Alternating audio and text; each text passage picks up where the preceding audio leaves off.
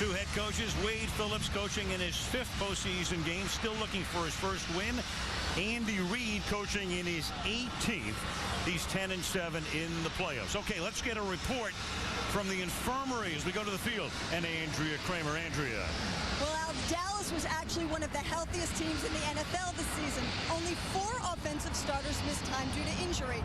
The most significant was right tackle Mark Colombo, who missed 7 games with a broken leg and torn ankle ligaments. But he's back and will start tonight. As for the Eagles, to a man, they told us they were humbled and embarrassed by their performance here just 6 days ago. As Pro Bowl cornerback Asante Samuel told me, we have to set the tempo from the beginning. Blow them up, hit them in the mouth, and make sure they understand it's not going to be the same as last week. And they do know, Andrea, how to win in the first round. They won their last 7 initial playoff games following regular seasons. Here was McNabb coming out. This was about an hour ago. You ever seen a guy more nervous, Chris, before a game? It's easy to be that way an hour beforehand, but he's got his game face on now. Now he's ready, having fun with the fans as he came out through that lounge where the fans gather and can do whatever they want in terms of vocal encouragement or discouragement for the visitors. David Akers will be kicking off for the Philadelphia Eagles, and Felix Jones, who will see a lot of activity in the backfield tonight. He and Marion Barber and Tashard Choice, the 3-headed running game for the Dallas Cowboys. And we are ready for action as Philadelphia and Dallas meet for the 3rd time this season and the 2nd time in 6 days. Jones at the 2-yard line. And the coverage is very good. He is taken down at the 16. And let's take a look at the Dallas starters. Tony Romo, Eastern Illinois. Marion Barber III, Minnesota. Deion Anderson, UConn. Roy Williams, Texas. Miles Austin, Mom. Jason Witten, Tennessee. Lozell Adams, Michigan State. Kyle Kozar, Arizona State. Andre Gerard, Colorado. Leonard Davis, Texas. Mike Colombo, Boston College. Andrew talking about Colombo coming back. After missing 7 games, we'll see a lot of Doug Free as well, who's done a very good job in his stead. And now from the 17-yard line, we'll start with a penalty. Ed Hockley is the referee tonight, and this will be false start against false start offense. Dallas. Number 63, 5-yard penalty. It's first down. And Kyle Kozar, the left guard. Tony Romo playing the best football of his career of late. In the New Orleans game, then the Washington game, then last week, 4,483 yards with a 3-to-1 touchdown interception ratio. On 1st and 15, here's Barber over the right side, and Barber up to the 15. Let's take a look at the Philadelphia defense. Quay Parker, Oklahoma State. Mike Patterson, D, Southern California. Broderick Bunkley, Florida State University. Trent Cole, Cincinnati. Moses Foku, Maryland. Akeem Jordan, James Madison. Will Witherspoon, Georgia. Asante Samuel, UCF Knights. Quentin Michael, Boise State. Macho Harris, Beamer Ball, Hokie Nation. Sheldon Brown, South Carolina. On 2nd down and 12 now against an Eagle defense that normally does a lot of blitzing but did very little last Sunday. And Romo throws to the outside, and then he'll be caught by Williams, and he will get wrapped up right away by Asante Samuel. In the first game between these two teams, the Eagles, as they normally do, blitzed a lot. 23 of the 38 pass plays back in Philadelphia week 9. But last week, Chris, interestingly, on less than a third of the pass plays did the Eagles blitz under new coordinator Sean McDermott. And what they learned was that physically in one-on-one situations, they can't hold up. They have no choice. They have to blitz. 3rd down and 5. And speaking of choice, Tashard Choice is in the backfield now. He's their 3rd down back. Eagles begin to crowd the line. And here comes the blitz on a 3rd and 5, and he gets it away, and he hits Choice, and Tashard Choice is able to pick up the first down. Will Witherspoon on the blitz. Then Choice makes the catch and is able to pick up the first down by about a half yard to the 28-yard line. Well, they did come with the blitz that time, but they messed up the protection a little bit on the backside. Watch as the blitz comes to the left. Their safety's going to drop back out, but he's in man coverage, and they just simply made it too easy for Tony Romo there. Macho Harris, they've struggled with their safety position this year with an early mistake. Barber back in on first down. Marion Barber will look to get to the outside and can't. Good tackle.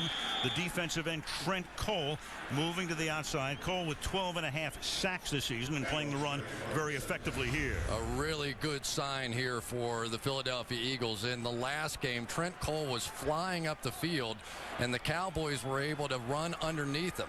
There he plays it much more solidly against Flozell Adams and makes the play.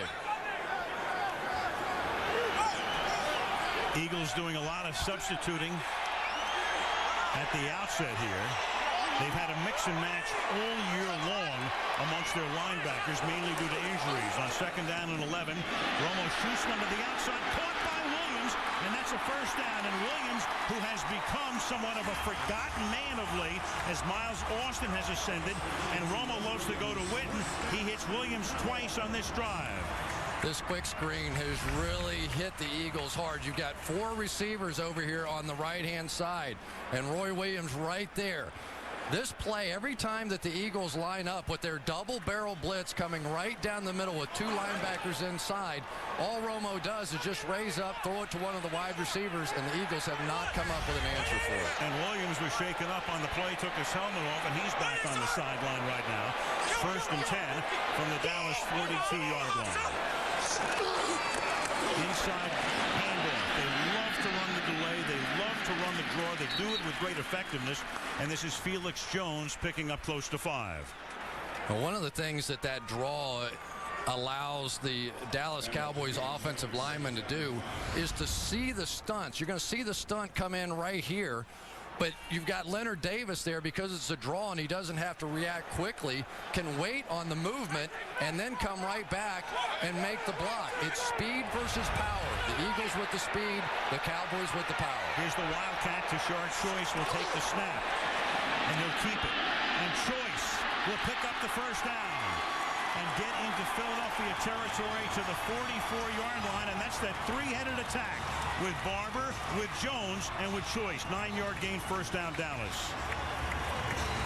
Once again, Kyle Kozar showing the ability to get out and around here and lead his back up and through. They get Deion Anderson out in front as well.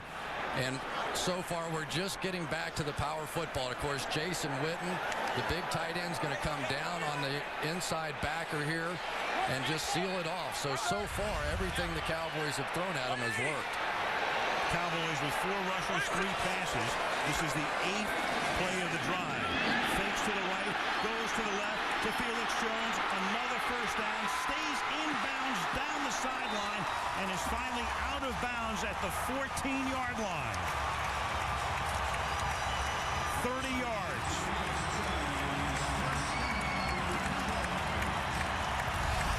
Great call here by Jason Garrett. They faked the quick screen to the right that's been killing the Eagles. Come back, screen left to Felix Jones. Give their best playmaker a chance in the open field. Well, this has been just a repeat of what the Cowboys did a week ago early in this game.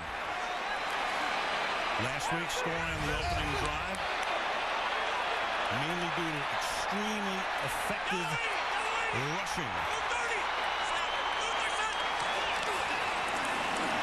Here's the delay again. The Cowboys with 29% of their rushes, and a flag is thrown here. 29% of their rushes this year, draw plays, by far the largest percentage in the league for any team. Ed Hockley is the ref.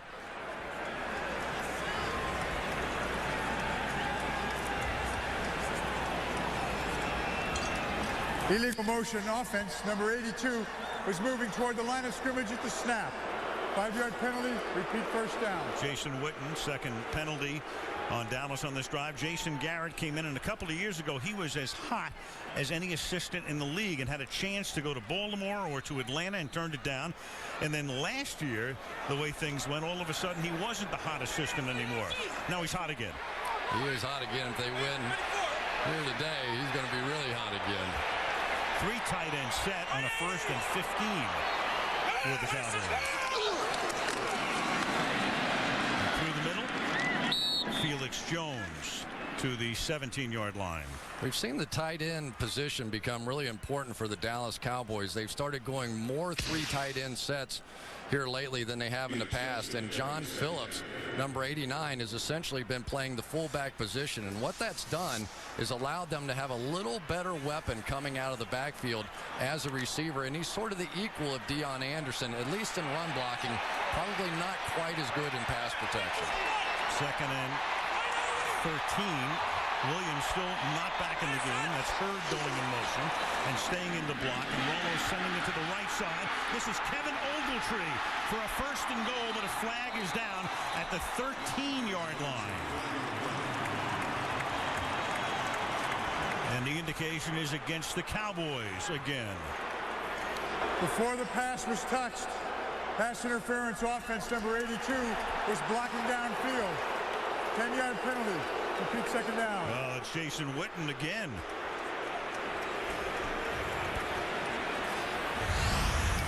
Well, they're going to fake the toss left, come back and throw the screen right. The misdirection really hurt the Eagles last week, and it's obviously working again. Let's watch Witten here on the end of the line of scrimmage.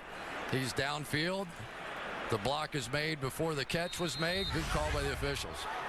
3 Dallas penalties on this drive. Roy Williams now comes back into the game, and they send him wide to the left side. There's Miles Austin, who has emerged as their star wideout. 2nd down and 23 from the 26-yard line. A lot of man coverage across. Cowboys 4 wide. Romo under pressure, the blitz, and down he will go at the 36-yard line. So Romo standing back there alone, and Tracy White, number 52, the first guy to come in, and away came the Eagles. Chris Clemens, the 2nd guy to get him, and that's going to set up a 3rd and 32. This time they split the linebackers, bring one Tracy White, drop the other one back underneath Jason Witten, just in case he was the hot read. And really, for the Philadelphia Eagles, this is how they have to play. They can't consistently stop the Dallas Cowboys offense, so they have to create big plays, and they create big plays with the blitz. Last week, the Eagles barely breathed on Romo. In fact, they contacted him only twice, period, the entire game. Big sack here on the opening drive of the game, 3rd and 32, and Romo will throw incomplete. So the penalties back the Cowboys up to the point where they can't even try a field goal. And the penalties against Witten in particular hurt them. So 3 penalties on a drive on which it looked like without the 2nd Witten penalty, they would have had a 1st and goal. And now all of a sudden you've got Matt McBriar in to punt with Deshaun Jackson standing back inside the 10. And a floating kick that's fair caught at the 10-yard line. So the Philadelphia Eagles take over for the first time in the game halfway through the first quarter. Bye, Bags! We love you! We love you! I'm going to miss them so much. Oh, I love those bags. I love Bags. Bags are my life. Bags are my life. Bags are my life. Bags are my life.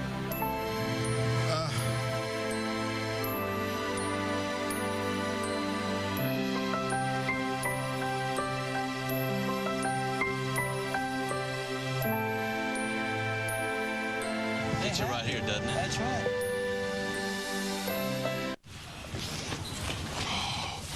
We got those new Wendy's spicy chicken nuggets. Are they too spicy for you? Well, what is it? They're only 99 cents. Introducing 99-cent spicy chicken nuggets. All white meat, seasoned with peppers and savory spices. But the real kick? You get 5 pieces for only 99 cents. Only at Wendy's. You know it's real. Right now, Mrs. Jones is freeing herself from restrictive calling circles and switching her entire family to Sprint. That way, her daughter isn't limited to lame calling plans. Her son can talk all day long. And while on the Sprint network, if her husband pocket dials any mobile phone nationwide, Oh, this is Flavor Flav. Who's this? it's no big deal. Welcome to the Now Network. Get any mobile anytime for just $42.50 a month per person with unlimited text and data. And right now, buy a BlackBerry Curve for $49.99 and get a second one free. Sprint, the Now Network. This wildcard playoff game is being brought to you by Southwest Airlines. Go to southwest.com, grab your bag, it's on. By Wendy's, you know when it's real. By Coors Light, when the mountains turn blue, your beer is as cold as the Rockies. And by Sprint, official wireless service sponsor of the NFL.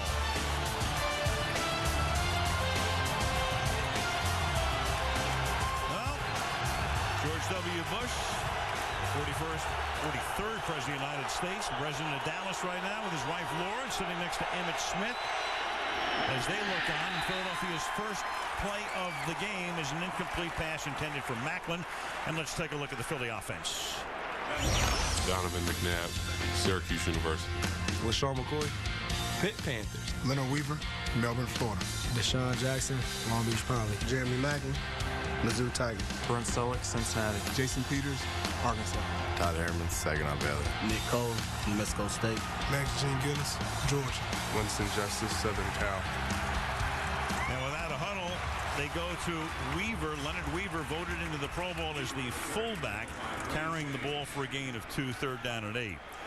For Donovan McNabb, their first-round pick back in '99, came in with Andy Reid, 11 years in the league. There are his numbers. We talked to him last night and said, you don't have to rank them 1 through 11, but where would you put this year for you individually? He said right behind 04, which was their Super Bowl year, in effect saying it was the second best year of his career.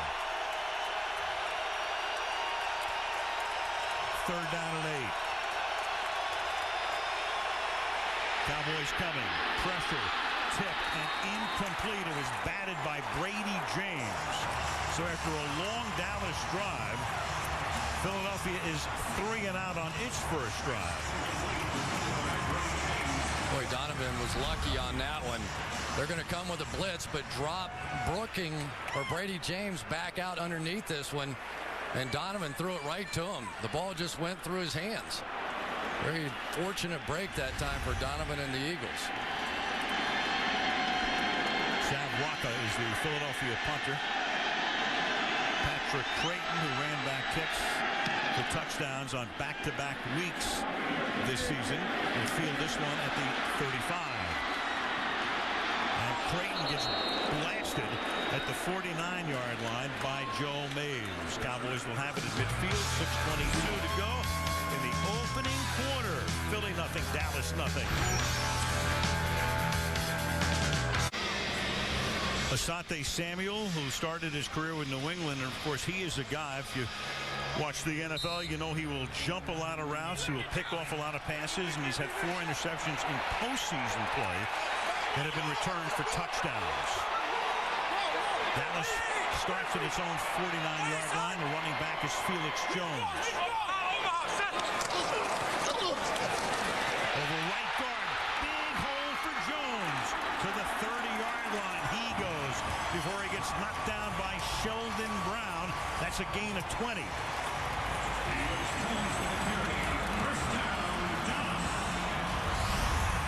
Jeremiah Trotter right here is going to be the key to stopping the run for the Philadelphia Eagles. And this time, Andre Gerard got up on him. They thought that Trotter gave him a little juice, as they called it last week, a little emotion against the run. But the Cowboys running game ran through the Eagles a week ago. From the 31-yard line, off the fake, and Romo can't avoid the sack, and this time it is Cris coming from his left outside linebacker spot, who gets in there for a 9-yard sack, the Eagles' second sack of the period.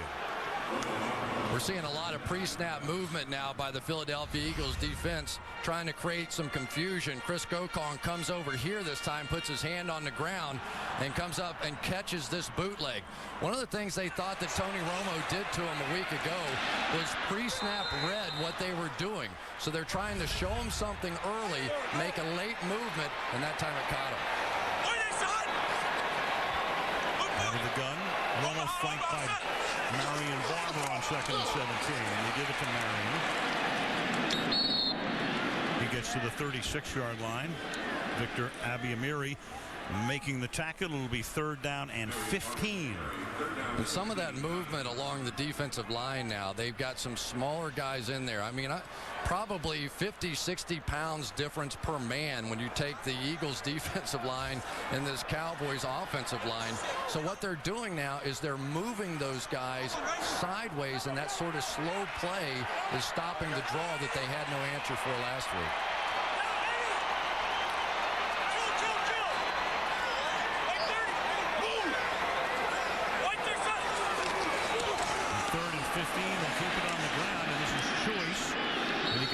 The 34-yard line. So once again, with Quentin Michael making the tackle, the special teams group takes a look. Do you want field goal or punt? And they will send in the punting group. Watch the late movement here by the defensive line. What Romo thought was going to be an opening to his left after the shift simply wasn't there. And once again, no field goal opportunity. So here's where we were about 4 minutes ago as well, with a short kick upcoming that will be stopped inside the 5-yard line. So the Cowboys get down there.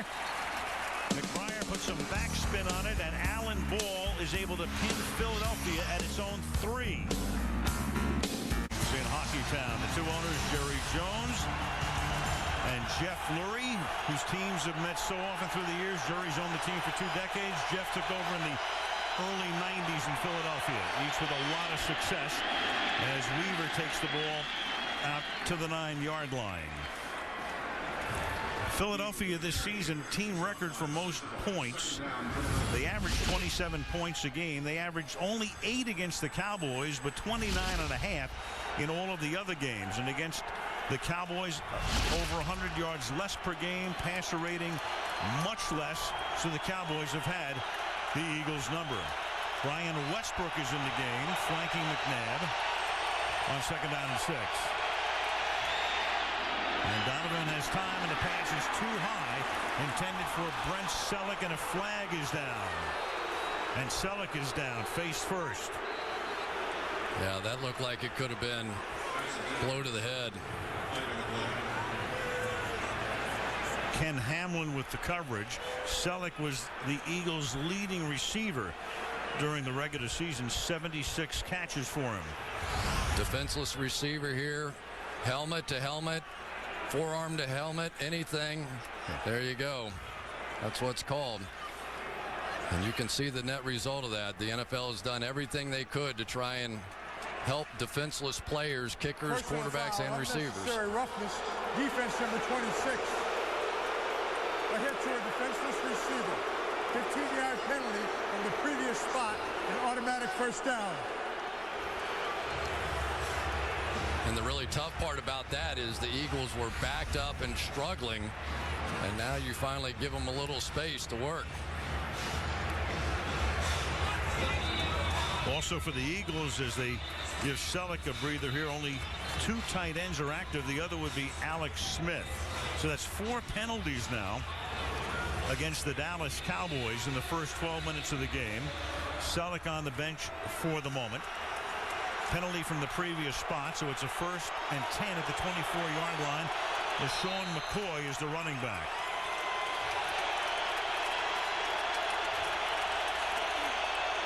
And McCoy swings to the outside. And Philadelphia with its own 3-headed attack, with McCoy, with Westbrook, and with Weaver, as we take a look at the Dallas D.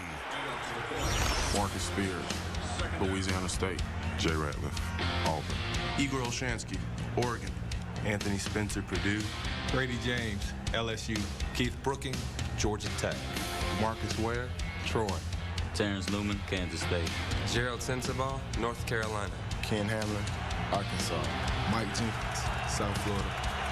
Jenkins has really come on, so has Spencer. Those two have really made a difference. And this is a defense that has pitched back-to-back shutouts to end the season. McNabb flushed out, almost sacked, and he gets it away. Hockley looks for where he was and says he was inside the tackle box and throws the flag. Marcus Spears was there. Donovan is saying, I was trying to get it to that guy. Hockley took a look, and he's going to call him for grounding. Offense number 5. The ball will be placed at the spot of the pass and a loss of down. Brings up third down.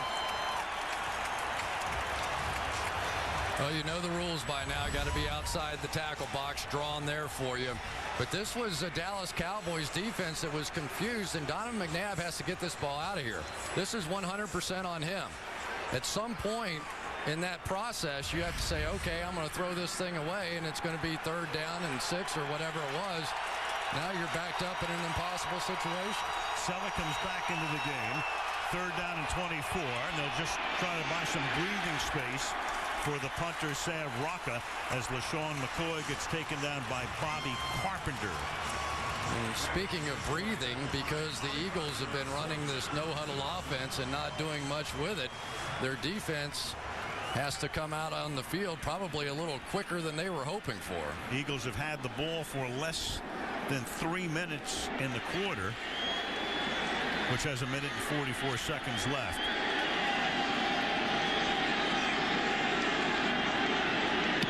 Rocca's punt. Fielded at the 34. Creighton. Nice little stutter step, swings to the outside and then gets taken down at the 45. That was a huge tackle by Gokon, and he got by him. He had only the punter to beat. 1:25 left in the quarter. 0-0.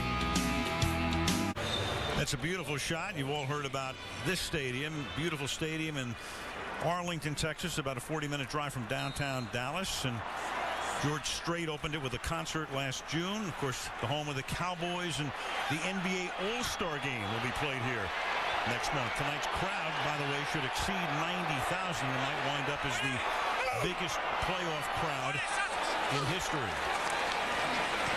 Romo throws. Here's Witten now to the 49-yard line.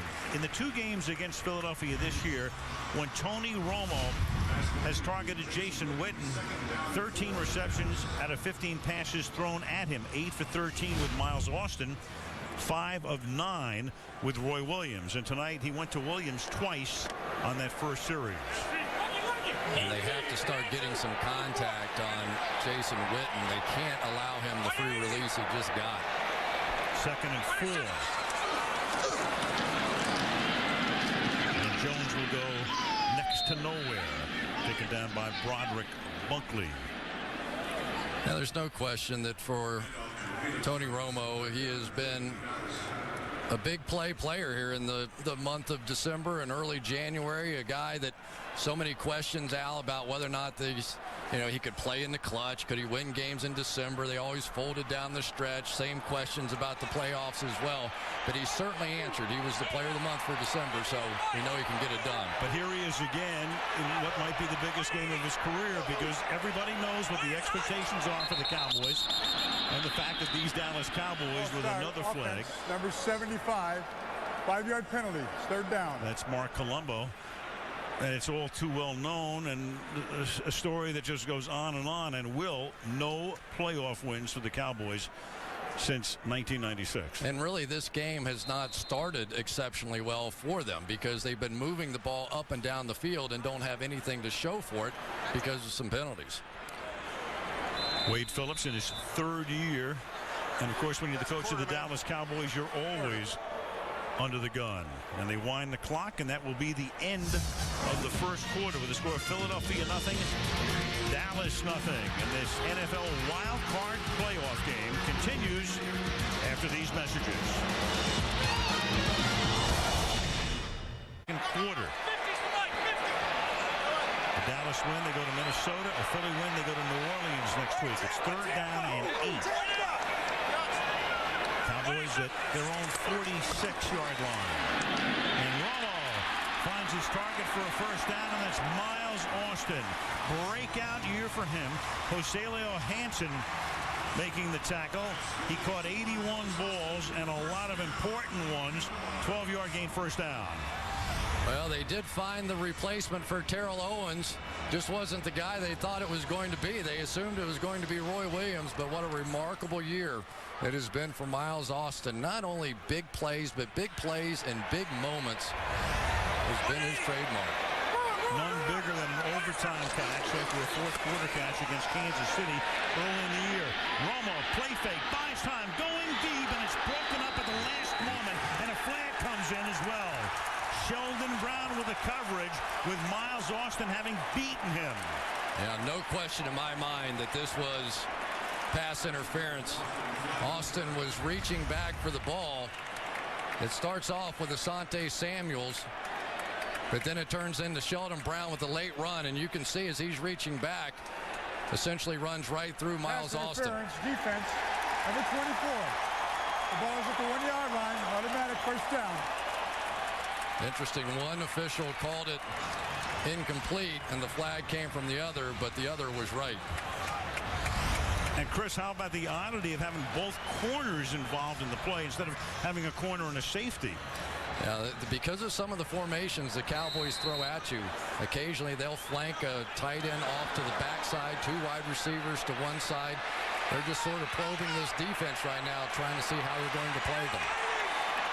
Marion Barber behind the fullback Deion Anderson on a first down and goal. Fake to Barber. Romo rolling, throwing, caught, touchdown, John Phillips.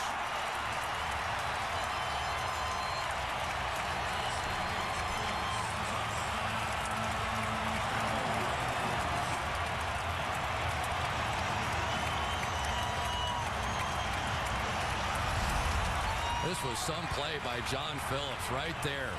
Really didn't fool anybody. Quentin Michael had him. He just found a way to get free. Tony Romo with a great play faked here, but that was really made by Phillips, who just kept fighting and fighting and found a little space. Phillips, a rookie out of Virginia, caught 7 balls this season, no touchdowns. Picked a great spot for his first ever. Sean Sweezum with Tony Romo holding. Kicks the point after. Big penalty. Sets up the touchdown. Dallas 7, Philadelphia nothing. Romo and Garrett going over the notes and the pictures on the Dallas bench as Dallas takes a 7-0 lead 51 seconds into the second quarter. And you had Brown and Samuel playing on the same side, getting beaten on the play. The penalty putting the ball at the 1. The touchdown pass to Phillips, and now the kickoff by David Beeler, who they drafted to kick touchbacks this season. He's kicked 29 of them, and this one to the 2-yard line, and that is Kevin Ogletree taking care of Macho Harris. How about that for a wide receiver? Holy smokes. Kevin says, you think you're macho? Watch this.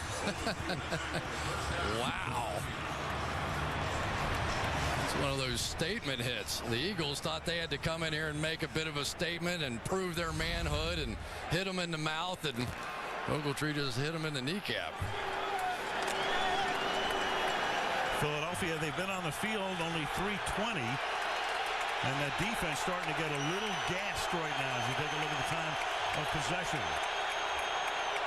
They need a somewhat extended drive, and Weaver helps them get started to the 24-yard line. And we'll go back to take a look at the pass interference call that set up the touchdown. Interesting defensive formation. 2 safeties over here because of the 2 tight end set. And here's a corner, here's a corner. Sheldon Brown back. And he's just not used to playing here. There's nothing to threaten him. So there was no reason for him to not back up and be underneath that deep ball. But if you're not a safety, you're not used to doing that. And that time the trickery sort of burned the Eagles. And now you hear the crowd because they sense that Michael Vick is in the game. And here he is off the play fake. And Vick throws, and the pass is caught at the 48-yard line by Jeremy Maclin. And he'll be able to stay in bounds and take it in for a touchdown. Michael Vick, a 76-yard touchdown pass to send 90,000 plus into silence. Andy Reid walking down the sideline and ready to congratulate number 7 when he gets back to the bench. Mike Jenkins has been playing so well for the Cowboys. He falls down on this one, though, and creates the space for Maclin. But that was the play that Michael Vick has been running all season. This either handoff and Reid, they pull the tackles, pull the tight end around, take advantage of the one-on-one coverage on the outside. And boy, does this place sound different now. David Akers for the point after. The roof is closed, but that let the air out of the joint, at least for the moment. Michael Vick, touchdown pass, 7-all. Jeremy Maclin, the rookie, is about 4 months shy of his 22nd birthday. Just became the youngest player with a touchdown reception in NFL postseason history. There's Macho Harris, who took that hit on the return, and they have to help him get back to the locker room. Vick threw one touchdown pass during the regular season, 5 yards to Brent Selleck in a game in Atlanta last month. Now the kickoff from Akers is fielded by Felix Jones, and that's a good open field tackle at the 15-yard line by Joe Mays, and back we go to Vick to Maclin. This has been a run play all year. Watch DeMarcus Ware come down and hit this as these guys pull around, and Mike Vick really sells this as a run. So what it creates is just one-on-one on the outside, and I thought Maclin did a great job of slow playing that route, setting it up on the outside, making it look like a run himself with a block. You see Ware coming down, trying to fend off the blockers, got no pressure at all, and Mike Vick with a clutch throw. And that ties the game. So for the Eagles, McNabb is 0 for 3. Vick is 1 for 1 for 76 yards. That's your passing game. First down. Empty it out. Go 4 wide. And Romo will throw over the middle. Throws a duck. And that is intercepted at the 35-yard line. And that is Sean Jones, who gets back up and runs the ball to the 14-yard line. So with Macho Harris going back into the locker room, it's Sean Jones who takes his spot at the safety position and comes up with the interception. Jason Witten just couldn't throw a block out here on the outside. He got his quarterback run over. Yes, they were blitzing, but everybody else held up pretty well. Jaquay Parker came in there, and really Romo bailed on the throw. Instead of standing in there or doing what he usually does, which is move around a little bit, he bailed on it and threw a pick. If it stands.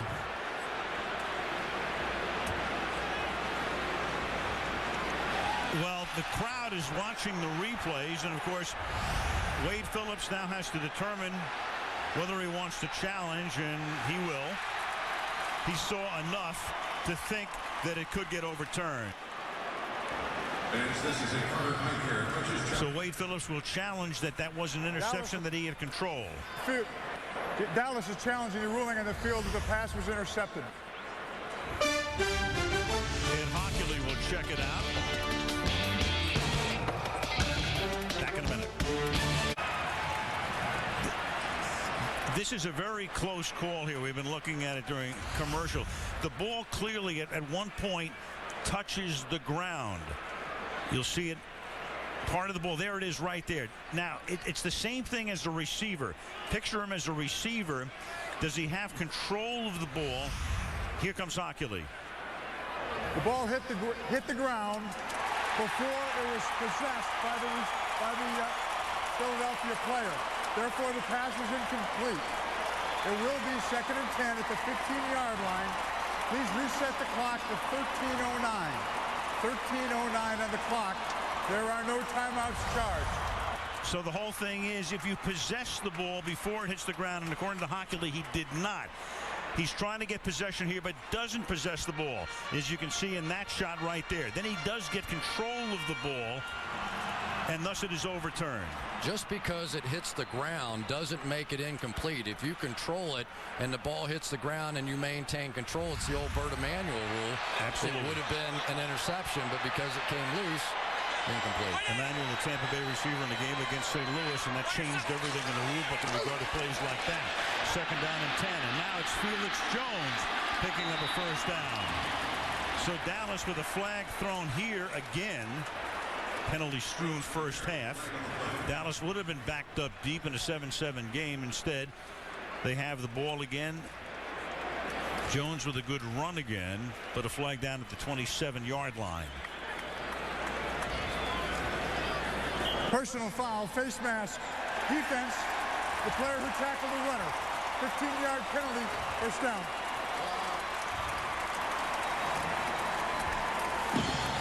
give you a shot of the number one thing you do not want to see if you're a safety in the National Football League, and that would be Leonard Davis pulling around as you're stepping up to make a play in the run. That big man came around there. Then you saw the face mask penalty on the tail end of that one as well. So a not so good turn of events here for the Eagles. That was Will Witherspoon, who started the season as a Ram, and came over to Philadelphia in mid-year with a penalty. And Jones gets taken down as he crosses the line of scrimmage. Moses Foku coming over from his backside linebacker position to make a play, and they really are excited about him. They think that he's one of those guys. He's awfully young, no experience. They said this is his third try against the Dallas Cowboys, so some of those things that didn't make sense to him early on ought to start making sense now. But they're going to rotate him in with Cris Gokong a little bit just to try and settle him down. Foku's 7th round pick, last round of the draft from Maryland. 2nd and 9.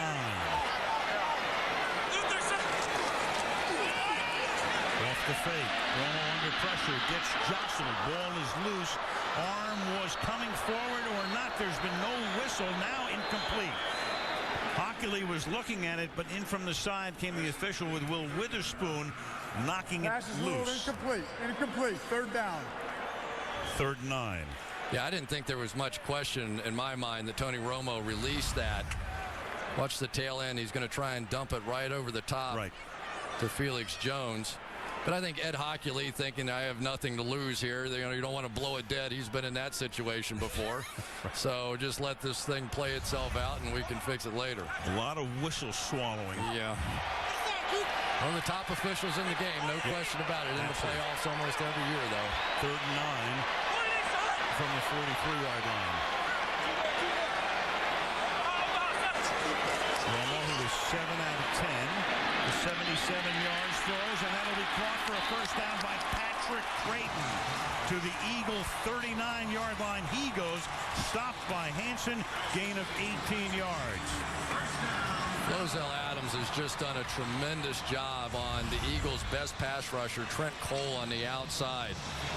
This is sort of the way it's gone in almost every game. But for Tony Romo, he saw that time. They backed out of the blitz, patiently awaited Creighton to come across the middle. That looked more like the Tony Romo we've been seeing. Choice is the tailback. They use the fullback, Deion Anderson, in this set. Toss to Choice. The 36 gain of 3. Let's check in with Andrea. Well, guys, it is very warm, and there is no air at all down here. Now, when the Eagles defense was on the sideline, they looked gassed. You can imagine what they'll be after this drive. Heat was an issue last week, so much so that Andy Reid had the team practicing in their indoor bubble with the heat turned up to simulate the conditions. They're drinking a lot down here on the sidelines. They closed this roof. That's a lot of body heat in this place. If this was a house, you'd open up the window for a couple of minutes just to get some fresh air in here. They could do it here, too, if they wanted to. 2nd and 7 from the 36-yard line. And Romo throws incomplete. Intended for Miles Austin. You know, it sounds silly to talk about the heat in a dome-controlled environment, but we went from, in 1981, playing in the coldest game ever played in Cincinnati, 59 below zero in a wind chill in the championship game, to playing indoors in Pontiac in the Super Bowl, and we practiced all week indoors up there in the dome. And we thought we were going to pass out. All of us were sweating. We were cramping up. It's just the contrast sometimes for a cold weather team that gets you. And it's something you see a lot in the dome stadiums. It's been happening for years, for instance, in Minneapolis at the Metrodome, a place that the Cowboys hope to visit next weekend. And they will with a win. 3rd down and 7. That's caught by Williams. And Williams got away from Samuel and finally gets tackled at the 19 after another Dallas first down. 17-yard pickup. What a good sign for the Cowboys. If you can take Roy Williams, who really has struggled a bit this season against the Eagles' best corner, and turn him around like that, that does some good things, because the one thing that you know is that Jason Witten is going to get his fair share of double teams. Miles Austin is going to get it. So Roy Williams is going to get one-on-one opportunities. And that time he won the battle. Last week, Romo targeted Williams once. The pass was incomplete. Tonight, Williams has already caught 3. Off play action. Romo throws. Open is Witten. Can he get to the end zone? Just short. First and goal.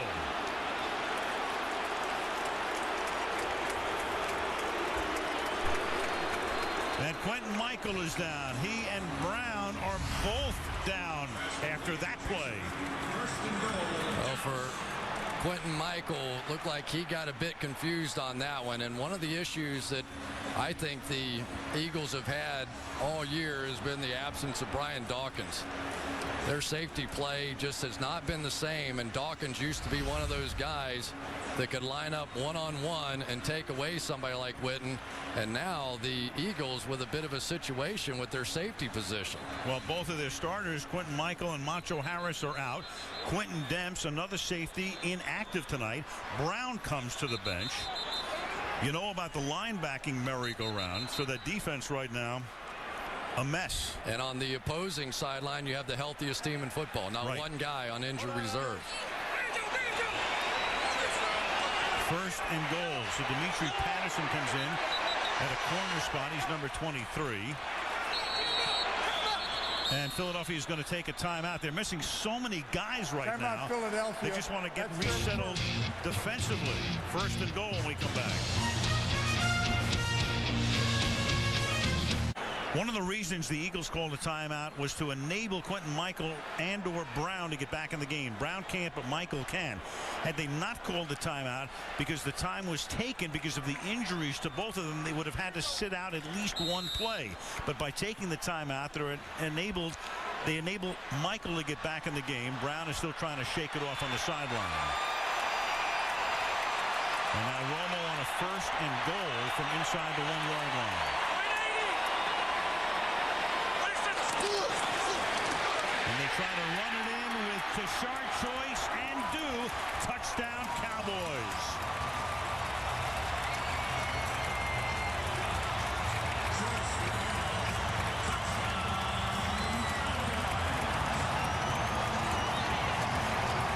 And for Wade Phillips, he's never made a more important challenge. They get the interception overturned, maintain possession, and go 85 yards in 10 plays. And I know the score still looks close, but it feels like it's a bit of a mismatch to this point. Doesn't it? Dallas 174 yards, Philly 95 with 76 of those on that one play. The big touchdown to Macklin. Sean Sweezum for the extra point. And with 9:14 left in the opening half, it's Dallas 14, Philadelphia 7. Big guys up front got it done here. Kyle Kozar, Andre Gerard, just overpowering at the point of attack. That is a lot of beef lining up in the middle there for the Dallas Cowboys. The Eagles trying to submarine and go underneath them, but the Cowboys up front dug them out of there, and Romo knows exactly what this one means to him, to Wade Phillips, and the Dallas Cowboys. So look at the interception that got overturned that started this drive, just that close for the Philadelphia Eagles to having the ball on the 10-yard line going in. The near pick by Sean Jones. Phillips with the challenge. Dallas with the lead, 14-7. 9:14 remaining in the opening half. David Beeler will kick off. They drafted Beeler out of USC in the 5th round, and they drafted him for field position. Here's a guy that kicks deep into the end zone. 29. Exactly why they picked Beeler. The Eagles this season, 11-5. A lot of consternation, though, in midseason. They did set a franchise record despite the shutout last week. Brian Westbrook missed half the year, a pair of concussions and a knee injury as well, but they were 7-1 without him. Deshaun Jackson had a tremendous season, averaging 53 yards per touchdown. 6 different players at middle linebacker, beginning with losing Stuart Bradley in training camp. They lost in mid-year to Dallas and followed that up with a loss to San Diego, and everybody had to be talked off the ledge in Philadelphia, but won 6 straight and then lost last week. McNabb buys time, and then the pass is incomplete, and a flag does come in. Westbrook looking for it, and they accommodate him.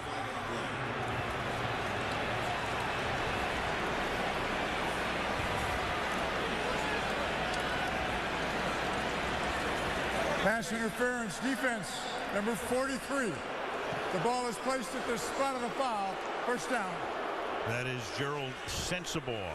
6 penalties for 50 yards against the Cowboys tonight. Now Sensabaugh is going to see as McNabb scrambles around here what's happening underneath, and he's going to try and time this one out. Just gets there a fraction early. A pretty easy call, but probably a good idea at this point to get a veteran like Westbrook involved in this game. Now they run the inside draw out of the gun with LaShawn McCoy. The Eagles, as people who follow the sport know, have been a pass-oriented team in all of Andy Reid's years. Of course, Brian Westbrook has been so much a part of that attack because he's been such a great receiver. But Andy, about 60% of the time, has passed the ball during his career, and even a little bit more in postseason play. 2nd and 4.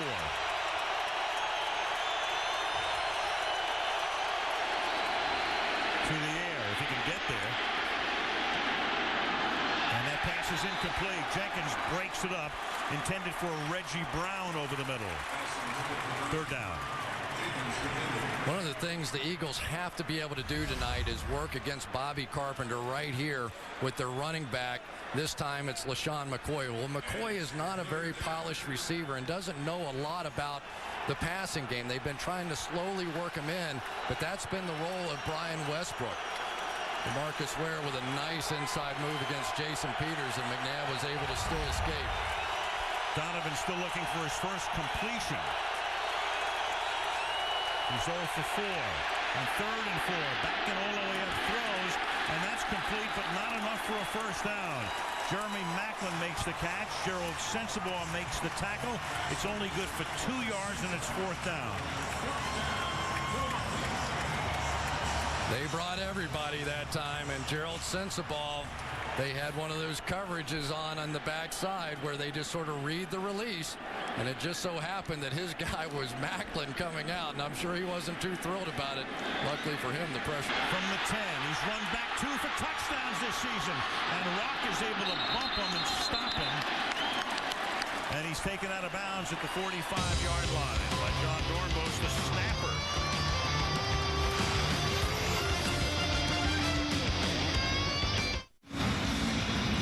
Jerry Jones flanked by his sons, looking on the year for the Dallas Cowboys. 11 wins, 5 losses. Opened the stadium here with 105,000 against the Giants on a Sunday night. Miles Austin emerging as a star. Huge game against Kansas City. Romo, franchise record, 4,400 yards for Tony in his best season. Back-to-back shutouts for the first time in the history of the team. And they got rid of that December jinx, finishing with a winning record in December for the first time in a long time. And now the question is, can they win a playoff game for the first time in a long time? And can Wade Phillips win one, period? The 2 guys who got hurt in the game, Quentin Michael and Sheldon Brown. The ball is at the 41-yard line. First down for Dallas. Here's Romo throwing. He hits Austin in stride, and then Brown is able to corral him, but not before he gets to the 21-yard line. 36 yards. What a tremendous read that time by Tony Romo. You're going to see the safety come out of the middle. Romo saw it, hits the slant for the big play. Sometimes you try and get cute back there in the secondary. Here you go. We're going to come right out to the left-hand side, and there's nobody left in the middle. But Tony Romo took a shot right in the chops as he threw it, but he read it perfectly.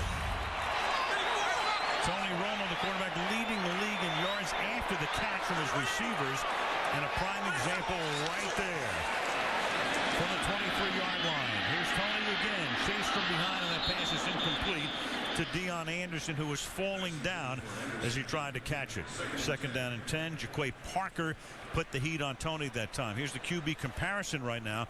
Romo with 166 yards and a touchdown. Donovan, McNabb, 1 of 5 for those 2 yards. And of course the Philadelphia offense tonight was the one Michael Vick play, the 76-yard touchdown pass to Macklin. And you have to give credit to the Cowboys defensively. They're picking up right where they left off a week ago. And so far the Eagles unable to do anything with it. 2nd and 10 from the 23. Felix Jones.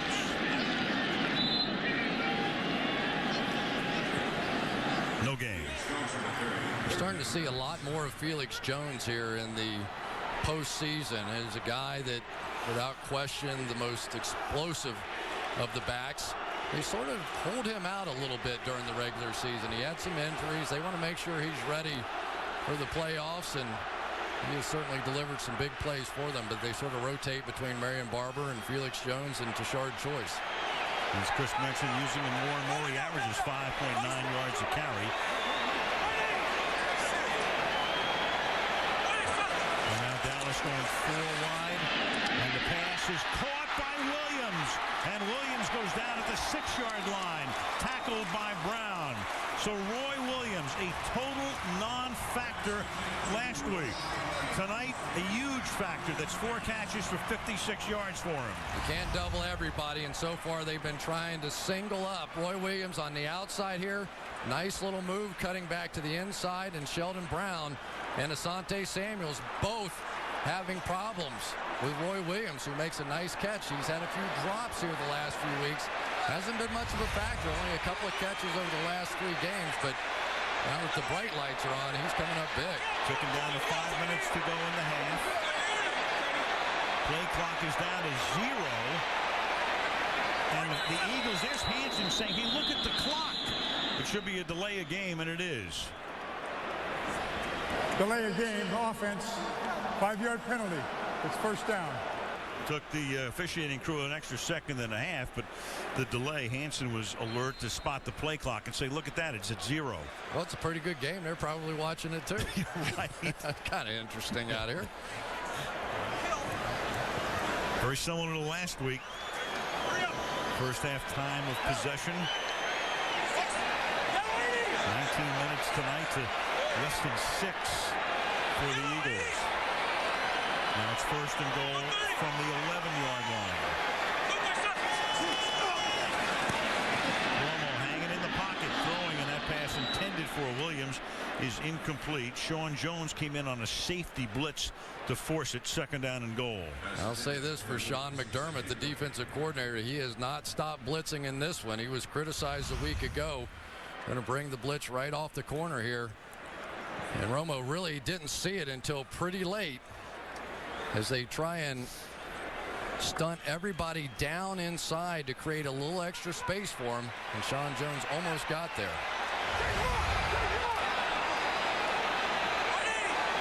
2nd and goal. Fake to Jones, pass to Williams, and then he falls down. Slips down at the 8-yard line. Jaquay Parker was there with him. So he tries to make the move and goes to the turf as he makes his 5th catch of the night. 3rd and goal. Well, that one wasn't so good by Roy Williams. This one should have been a walk-in touchdown here. They had the lead blocker out in front. He keeps his feet. He probably strolls in. Maybe he just saw Jaquay Parker running at him, but that was an opportunity, and that's the play that has really hurt the Eagles when they tried to blitz down here in the red zone. Romo very effective on 3rd down with 5 completions, all for 1st downs. 3rd down and goal from the 8. And Tony throws to the back of the end zone and too high and too far. Samuel covering Williams on the play, and it's 4th and goal, and they'll have to settle for a field goal attempt from Sean Sweezum. And what a drama this has been this year. 2 years ago, Nick Folk was a Pro Bowl kicker. Okay last year, and then this year a lot of misses. Meanwhile, Sweezum, who had started with the Cowboys in the middle of the decade, goes to Washington, and he loses his job with some big misses, including one that would have won the game against New Orleans. He missed 2 in this stadium as a Redskin, and now he'll try to kick a 26-yarder to make it a 10-point game. Romo to hold it, and the kick is good. Sweezum tacks on 3. 3:39. Romo frustrated they didn't get the TD. Instead they get 3. 17-7. Crowd will neighbor in maybe the 95,000 range tonight. They have about 80,000 seats, and the rest is standing room. And there's a look at what is a spectacular sight, and it just looms when you're 5 or 6 miles away from here because it's so flat, but you can see it on the horizon. It's incredible. Nothing like it. And there is Beeler doing his job again. 2 per game during the season. This year with McNabb against Dallas, the 2 games, and again they only scored 1 touchdown. He threw 16 times to Macklin and only connected 6 times. With Jackson, he connected less than half of the time. With Selleck, a little bit better with 10 receptions. Selleck tonight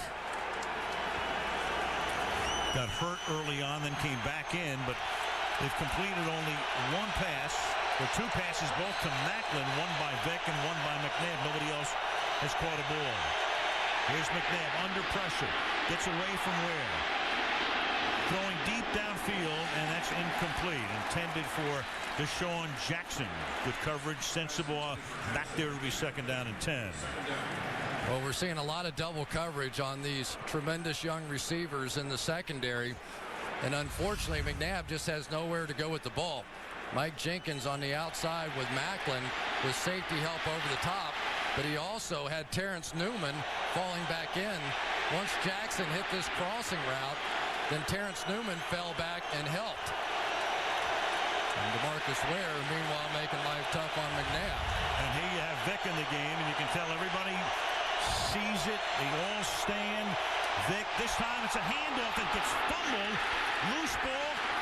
Cowboys think they have it. Hockley will try to get to the bottom of the pile. Cowboys running away as if they'll have it, and they will.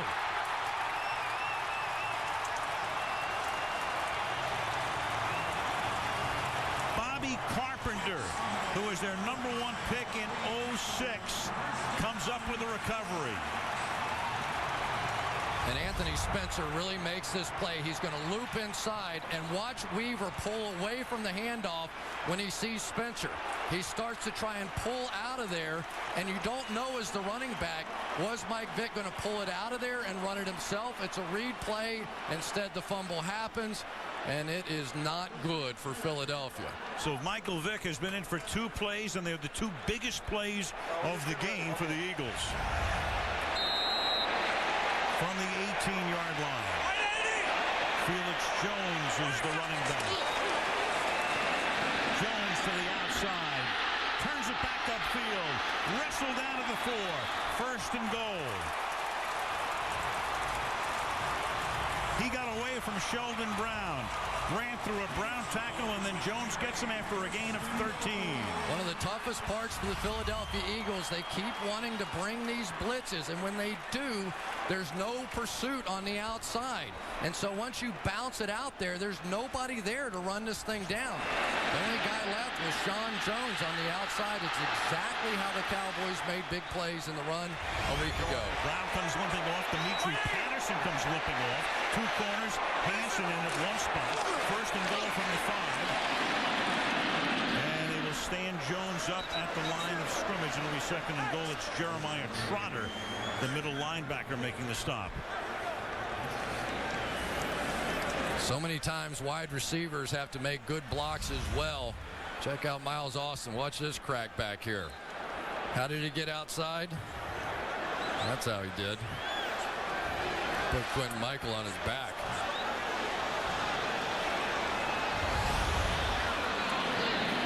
Now back to the 6. 2nd down and goal. And the next play will be run on the other side of the 2-minute warning. 2 minutes to the half. Cowboys 17. Eagles 7. Believe me, they're no lounge act. They're on center stage tonight. It is 2nd down and goal from the 6-yard line. Romo off play action. Throws to the outside. Touchdown, Miles Austin.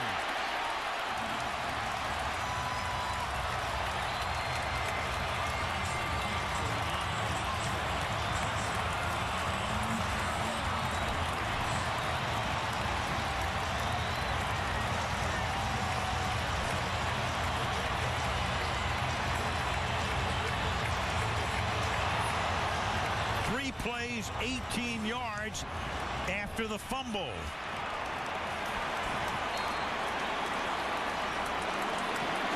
Squeeze him for the point after.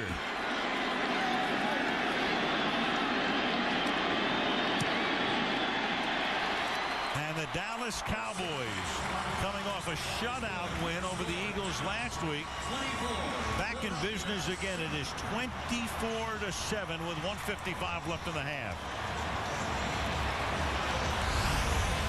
John Phillips is going to come across here, and as Will Witherspoon goes with him, John Phillips is going to block Witherspoon right into the cornerback and effectively take them both out of the play. But that quick screen to the wide receivers, it's amazing that one play can just continually beat a team over and over and over again. But with Asante Samuel playing back into the end zone in coverage, and Tony Romo gives Ed Hockley a little congratulations as well. That Mike Vick play looms large. You're thinking how desperate they were to get some points on the board before the half, and instead you turn it around and give the Cowboys a touchdown. Giveth and taketh. Yep. His first play resulting in the only Philadelphia touchdown, and really the only thing resembling any offense at all tonight. And then the fumble. Now Beeler, whose last 2 kickoffs have been touchbacks.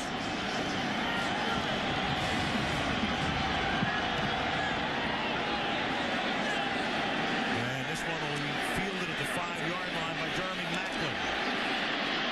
And Maclin is stopped by Alan Ball at the 25-yard line. Let's go back to that Mike Vick fumble for just a minute. The key is right here, DeMarcus Ware. If he comes down, then Mike Vick's supposed to pull this thing out and run it. But he stays out there, so really Vick should have just handed the football off at that point. But because of Anthony Spencer, Leonard Weaver pulled away. But you can see Mike Vick, he's not even looking at the handoff. He's reading DeMarcus Ware on the outside. Weaver sees Spencer and says, I'll go this way instead. And the ball goes on the ground. From the 25 now, McNabb throwing and reaching for it and making the catch. It goes to Jason Avant. He makes his first grab of the night. And for McNabb, only his 2nd completion of the half. And so far for Donovan McNabb, his best moment came running out of the tunnel, scaring that one fan. Yep. He hasn't scared anybody on the Cowboys defense yet. The Eagles have 2 timeouts left. And it's a low snap. And he picks the ball up, avoids the sack for the moment, and then just throws it away. And that was the problem last week with a new center. A flag is also thrown on the play. They lost Jamal Jackson in the Denver game 2 weeks ago. And Nick Cole is the center. And Nick Cole. Ineligible player downfield offense, number 79. 5-yard penalty. Repeat first down. Nick Cole taking over for Jamal Jackson at center. And this one, he's got a low center of gravity anyway. I think he must have thought Donovan McNabb was under center. Or else that center of gravity was a little too low. Remember what happened last week as well. A low snap. Created a fumble there too. He was a little luckier this time. And that was a very big fumble coming in the first half last week. And now you've got an incomplete pass. You had Westbrook coming out of the backfield, and he was shadowed by DeMarcus Ware. Really clever play that time by DeMarcus Ware. He saw this coming the whole way out here on the outside. Peters with that wide set. Ware says, I know what that means. That's screen, and he falls right off on Westbrook. Well, the crowd is responding to what was on the big video board, a shot of Emmitt Smith leading the crowd leading the cheers, and there's Romo looking up at it. Emmett sitting in Jerry Jones's box tonight. 2nd down and 15 at the 32-yard line. And McNabb under pressure again with a shoulder shake. He gets it to Avant, and Avant trying to get out of bounds and does at the 48-yard line. 1st down, Philadelphia. One of the things that I thought was really key for Donovan McNabb tonight was having the ability to move around, buy a little time, and let these receivers work down the field. That time you saw a couple of the guys beginning to get open down the field, but watch this movement. As he scrambles, he buys a little time for those receivers to keep working, because so far they have not been able to get open on their own. 61 seconds. 2 timeouts left for Philadelphia. McNabb throwing, completes it again. The ball is loose this time. Weaver drops it, and it's Brady James who recovers it.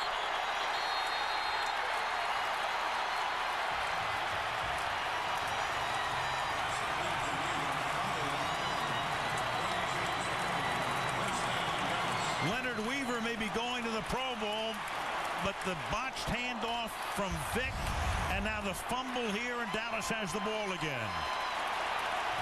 I don't think there's any question. Do you, Al? Looked like he caught it. Sort of took a couple of hop steps there.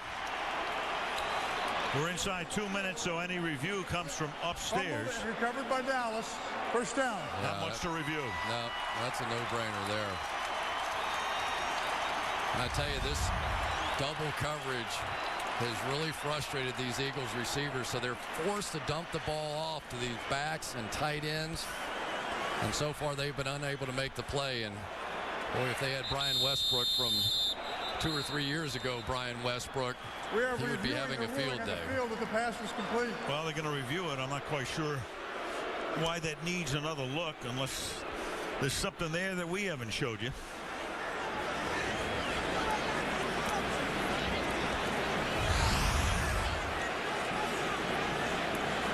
Does he have control of the ball? Both feet down. He does. And Brady James, who had the shot at the interception a little bit earlier in the game, came up with the big play on that one. And defensively, boy, for the past month or so, we have just seen this Cowboys defense continue to make play after play. Let's remember now, this Eagles offense has been one of the best in football until they started playing the Cowboys in back-to-back weeks. This is pretty clear. I mean, I don't see how this gets overturned. Meanwhile, the man on the left, he's also become the defensive coordinator this year. I mean, one of the things that Wade Phillips did after last season, and they made a lot of changes here, is he took over the defense. Of course, that's his pedigree. No question about it. And this team, since he's taken over, has gotten more sacks than any other team in football. He did the same thing in San Diego when he was there. And Jerry Jones is getting very, very comfortable with what he has with Wade Phillips on the defensive side. Jason Garrett has shown great improvement on the offensive side, and all they need is a win. Hockley. The pass was caught. The receiver took 3 steps before he fumbled the ball, and it was recovered by Dallas. The ruling on the field is confirmed. It's Dallas's ball, 1st down. Last year, the coordinator at Dallas, ironically, was that man, Brian Stewart. And Wade had to let him go, and he winds up with Andy Reid, special assistant, the defense now with Philadelphia. And part of that was Jerry Jones insisting that Wade Phillips take over as the defensive coordinator. That was why he hired him in the first place. From the 42-yard line.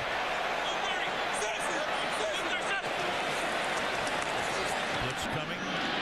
Witten, and he will get out of bounds. And one thing about Jerry Jones, if he has an idea, he will implement it. He wanted him to do that. I remember when Barry Switzer left, and Jerry wanted, at that time, a coach to call his own plays. So that's why he brought Shane Gailey in, because he wanted his head coach to be an offensive coordinator. And then after Gailey left, he went defense. He went with Dave Campo. Then he went with Bill Parcells. And then he stays with defense with Wade Phillips. Well, he's got the combination he likes right now, but he had to see it to believe it. was pretty open. He wasn't going to guarantee Wade Phillips anything until he saw him win a playoff game. Still hasn't, yeah. Second down and 10 from the 42. And that pass is thrown away. And, of course, there's always a subplot in a game like this and a lot of drama and angst around everything that happens in the National Football League. So the question is, does Phillips have to win this game to remain? A flag is down. There's a little skirmish down there involving Asante Samuel. Unsportsmanlike conduct defense. Number 22. 15-yard penalty, first down. Little after-hours stuff from Samuel for the personal foul, making it a first down and 10 now at the 43. But the question is, coming into the game, does Phillips have to win the game to remain as coach? If the Eagles lose, you know, in Philadelphia, they're always talking about, will Donovan McNabb be back? That's just an ongoing deal. Yeah. Donovan tried to defuse it this week by saying, I'm not going anywhere. I'll be here for years. Yeah, and he is under contract. I asked Andy that very question last night, and he said, you know, hey, he got an extension. He's under contract. He's not going anywhere, and he's our quarterback. Through next year anyway, under contract. Reed longer. Andy got an extension for a couple of more years during the season. First and 10 now at the 43-yard line. And Romo's pass is a one-hopper to Austin. But Cris, when it's the Cowboys and the Eagles, when it's the NFC East, you know there are a million subplots. Oh, there's always some subplots, but for the Dallas Cowboys, it has been a long time since they've been able to win a playoff game. One of the most successful franchises, more division titles, more playoff games, and yet it has been pretty tough here lately for this football team. They look to be in great position now, but I've seen Wade Phillips look like he was in great position other places where it didn't work out either.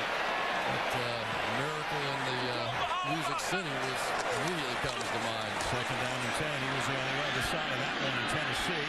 There's a flag thrown. Witten makes the catch, and for the moment has a Dallas first down pending the penalty. Holding offense number 70.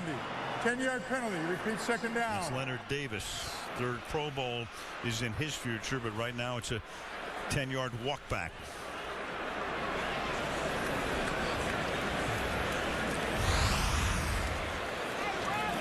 Davis right there.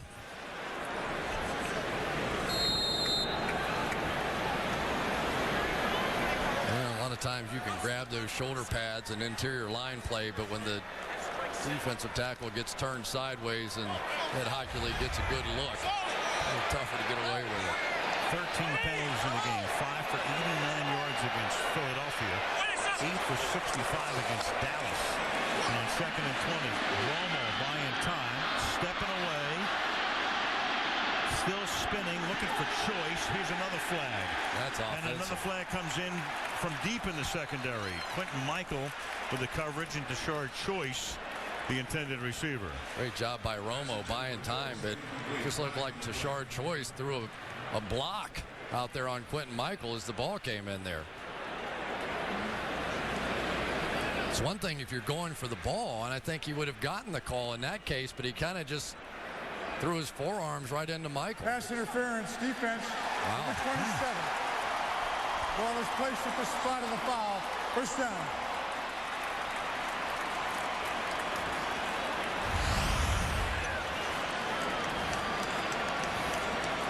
And Michael not looking for the ball. Kind of hard to see from that angle. So he kind of just gave him a shove, and I guess they're going to say that Michael's the one that initiated the contact. 14 total penalties in the half for 166 yards. 101 of those against Philadelphia. Dallas with all of its timeouts, but only 20 seconds and ticking down, and that one is thrown into the arms of Quentin Michael, incomplete. Second down to 10. Yeah, Romo got away with one a little bit there. It looked like Michael was just coming off a block, and the ball really hit him in the arm. And it was one of those, if you need sort of a miracle play to get your team back into it, you'll see Michael coming on a blitz out of the secondary. And as he hits the Tashard Choice, the ball is going to bounce right off his arm. An opportunity, but as most of the game has gone so far. It didn't work out for the Eagles. That was the play they needed. Yep. Second down and 10. Romo trying to get him into field goal range at worst. And now he hits Creighton. Creighton will get taken down at the 34-yard line. Timeout Dallas with a dozen seconds left. Now it'll be third down and 4. Joe DeCamillis, the special teams coach, talking about Sweezum before the game and telling Andrea his range 51 yards. And there is Joe, who's had quite a season. He was injured when the bubble collapsed here in a thunderstorm in May. Has to sleep upright in a chair. Then before the Washington game 2 weeks ago, he's ready to go to the stadium. Has an appendix attack. He's in the hospital. They take his appendix out. When he comes out, they put him in a room, and what does he hear? He hears Faith Hill with the Sunday night theme going, what am I doing here? Well, Joe is, I tell you, he has in many ways been the inspiration of the Dallas Cowboys this year. Had that horrible accident when the bubble collapsed, and he was right back out in work just a few weeks later. And everybody will tell you, the players are going, well, what hurts on me that could be worse than what's hurting on Joe right now? Yeah, son-in-law of Dan Reeves is here tonight, announcing the game on radio. Third down and 4 from the 35-yard line. And now Romo throws, and that will be caught at the 32-yard line. That is Ogletree, and they'll take a timeout here with 7 seconds. And bring in the field goal group. All new season of Chuck coming to NBC on Monday. 2-hour season premiere Monday night right here on NBC. Sean Sweezum, and again with Tony Romo holding, and the reason Romo is holding is because they had Matt McBriar, and that wasn't working out for Nick Folk. And then Sweezum felt more comfortable with Romo. And we all remember what happened to Tony in the playoff game in Seattle following the 06 season. The botched hold. He almost was able to run it in for a touchdown, but got tackled by Jonathan Babineau. And we asked Tony about holding. He said, hey, look, he said, I guess I'm the best guy to do this. I don't want to hurt the team and have somebody else come in. Yeah, the one thing that people forget about Tony Romo is that he led him on a brilliant drive to set up that short field goal. So quarterback-wise, he did the job. It was as a holder that he failed. This will be a 48-yard attempt.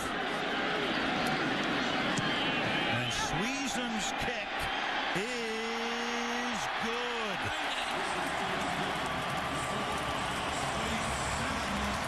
How are you feeling about the Dallas Cowboys right now?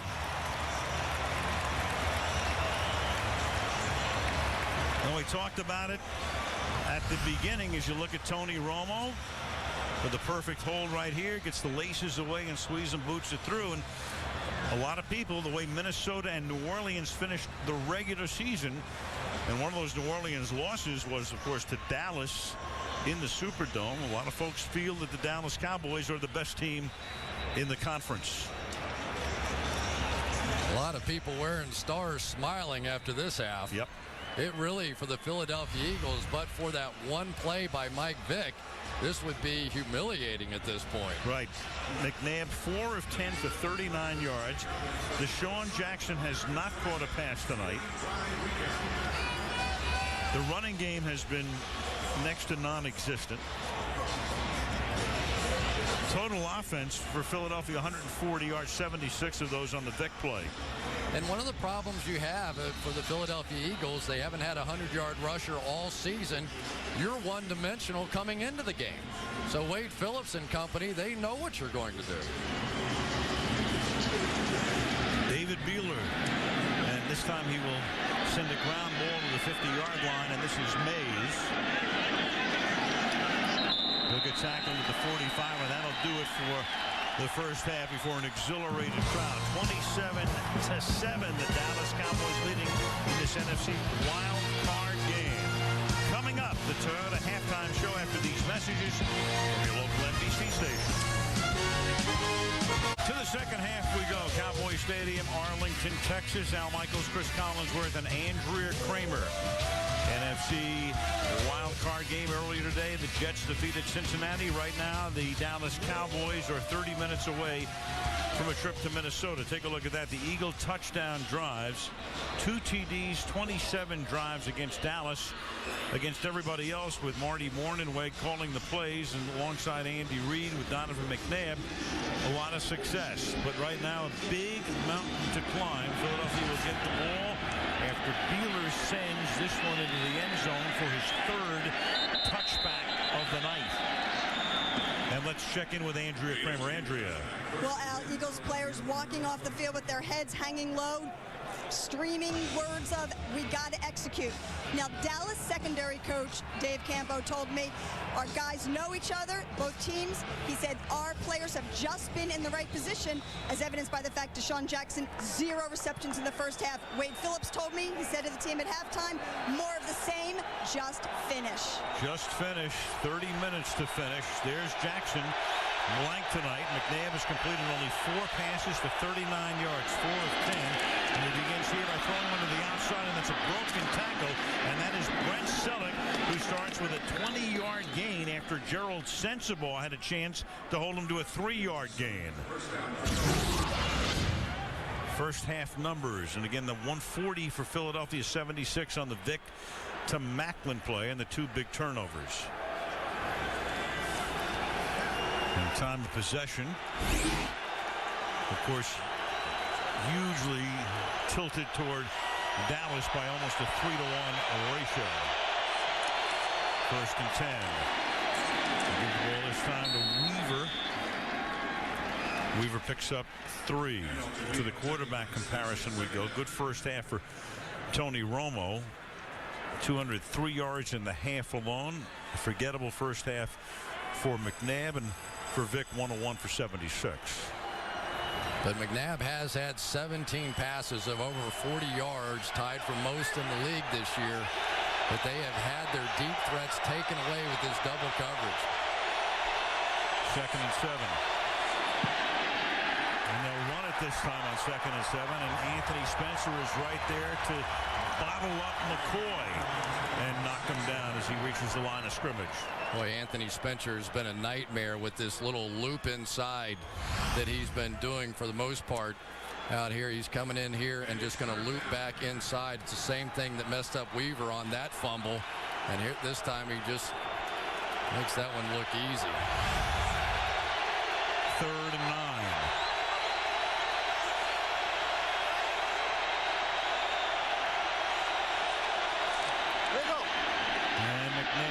That one tipped, and that is incomplete.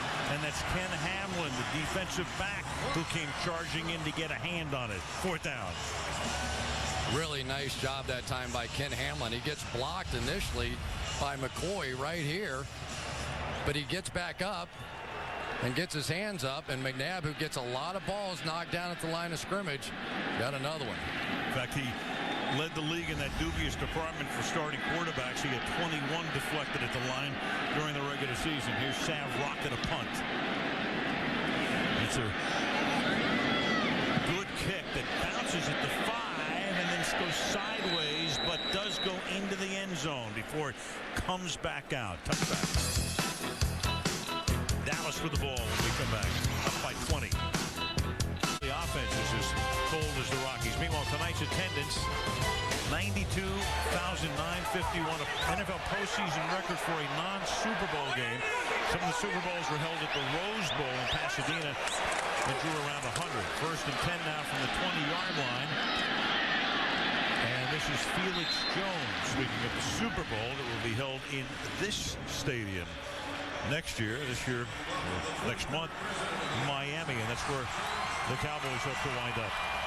The Cowboys might end up in the Super Bowl this year. They keep playing like this. Watch Tony Romo here on these draws. You've seen that quick screen to the wide receiver really give the Eagles fit. So now he's coming out faking it and then handing off on the draw. He does a great job with his play fakes and making the defense believe one thing and then doing something else. 2nd and 4 from the 26. And on that draw, at delay, 2-yard gain for Jones here. Third down. Third and short. And you know what that does? You saw Tony Romo do the exact same thing again. And what it does is it freezes the linebackers. They don't know if they have to go out and play the quick screen or not. So they just hesitate there, which allows the offensive linemen to get up on the defenders and create a little bit of space. Watch these linebackers here. They're just going to hesitate, and all of a sudden Flozell Adams gets down and is able to make a block on the back. Third and 2.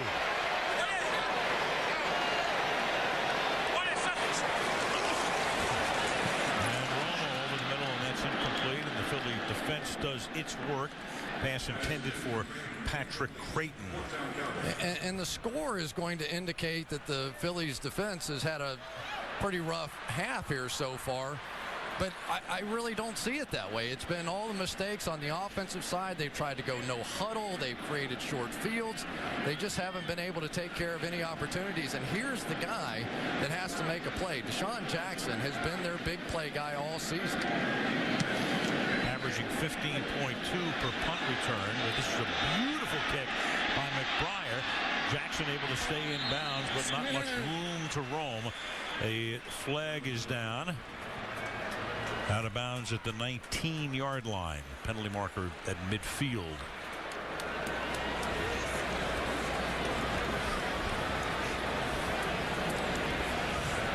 At Hockley's Mike will need a new battery here very shortly.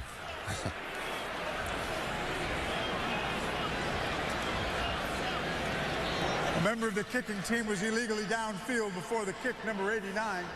That penalty will be enforced from the end of the kick return, 5 yards. First down. Philly with the ball. Down by 20. In his 10 years prior to this one in Philadelphia, Andy Reid, when he gets his team into the wild card round, 4-0.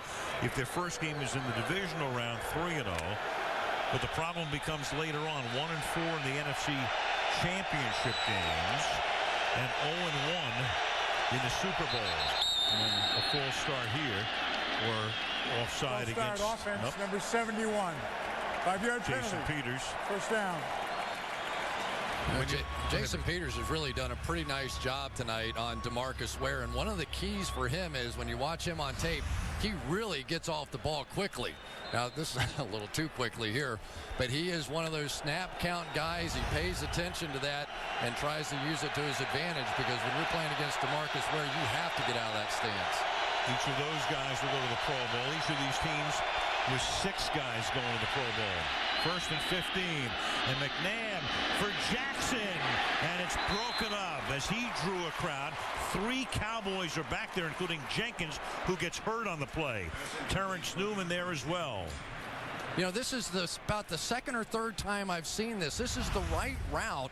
They're going to the post against this double coverage. But what's happening, the flaw in this route, is that on the other side, when Jeremy Maclin runs a shallow cross, it frees up the backside corner to come over and make the play. And so the route by design is leading to triple coverage instead of the double coverage they're anticipating. So Jenkins comes out. He took a shot, took his helmet off immediately. Alan Ball spells him for a moment. Second and 15. And here is Jackson, and he gets taken down by Scandrick at the 23-yard line. Well, one of the things the Cowboys were going to do, no matter what, was take away the deep balls for the Philadelphia Eagles. They just simply weren't going to let these big play receivers, as they've done against everybody else, just take off down the field and make the plays. And you can see there with Maclin going across the field, it freed up Mike Jenkins to go back and make a play. They might have had a shot at that one if they would have just run the other route up the field at Jenkins. Jenkins comes back in. It's third down and 11 from the 23. McNabb with time, throws, and this time it is at the 37-yard line and caught by Maclin. There's just a huge cushion on the outside by these Cowboys corners. They don't care if you hit these out routes. Mike Jenkins is simply going to allow this to happen. He slips a little bit and falls here, but this is what the Eagles now have to do. You have to take what they're giving him. You see Wade Phillips going, please just stand up and make a play. It's a great take from the 38.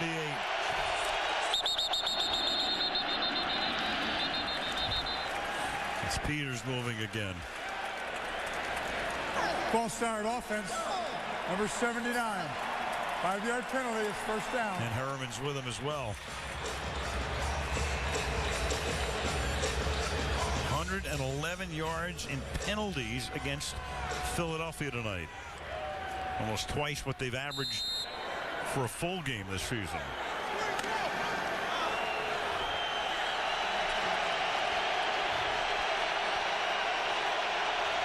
First and 15.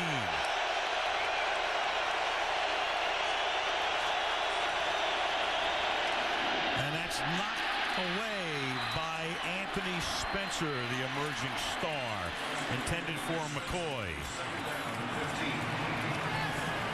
Anthony Spencer's really come up big so far, and really the past 6 weeks he's been playing as well as anybody. Takes Winston Justice and sort of bull rushes him back and then jumps and makes the play. The balance that Anthony Spencer has given this defense on the other side of DeMarcus Ware has been so key. Now you can't double either one of them. Second and 15. Run it. The rookie McCoy. And McCoy with a nice sprint to the outside. Up to the 48-yard line. Forced out by Terrence Newman. Close to a first down. For Eagles fans who don't know what that is, that's a run. Yeah, a successful one. Yeah, I mean, this team, let's face it, they're going to live and die by the pass, and sometimes, boy, it really helps to slow down those pass rushers every once in a while with a running play. McCoy had some pretty good success the first game against the Dallas Cowboys running the ball, but last week against the Cowboys, just 10 carries total running the football. 3rd and 1, they put their short yardage back, Eldra Buckley in the game. They fake it to him. That buys a lot of time, and McNabb makes it pay off with a first down pass to Alex Smith, the number 2 tight end, and the ball is in Dallas territory at the 44-yard line.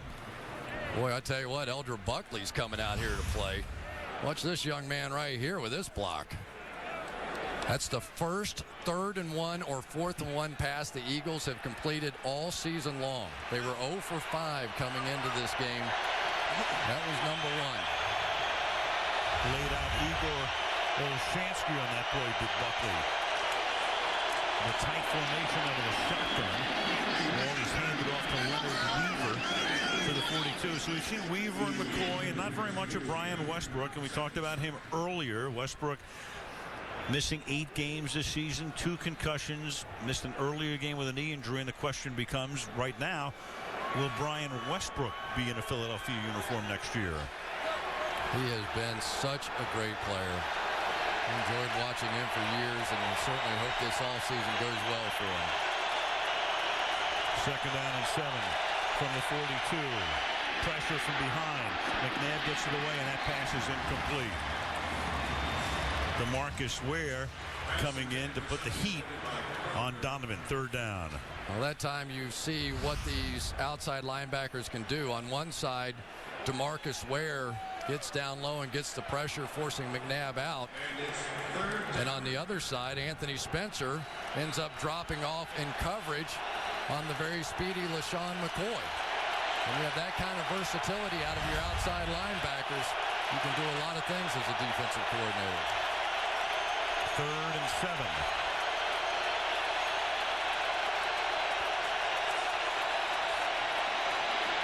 McNabb.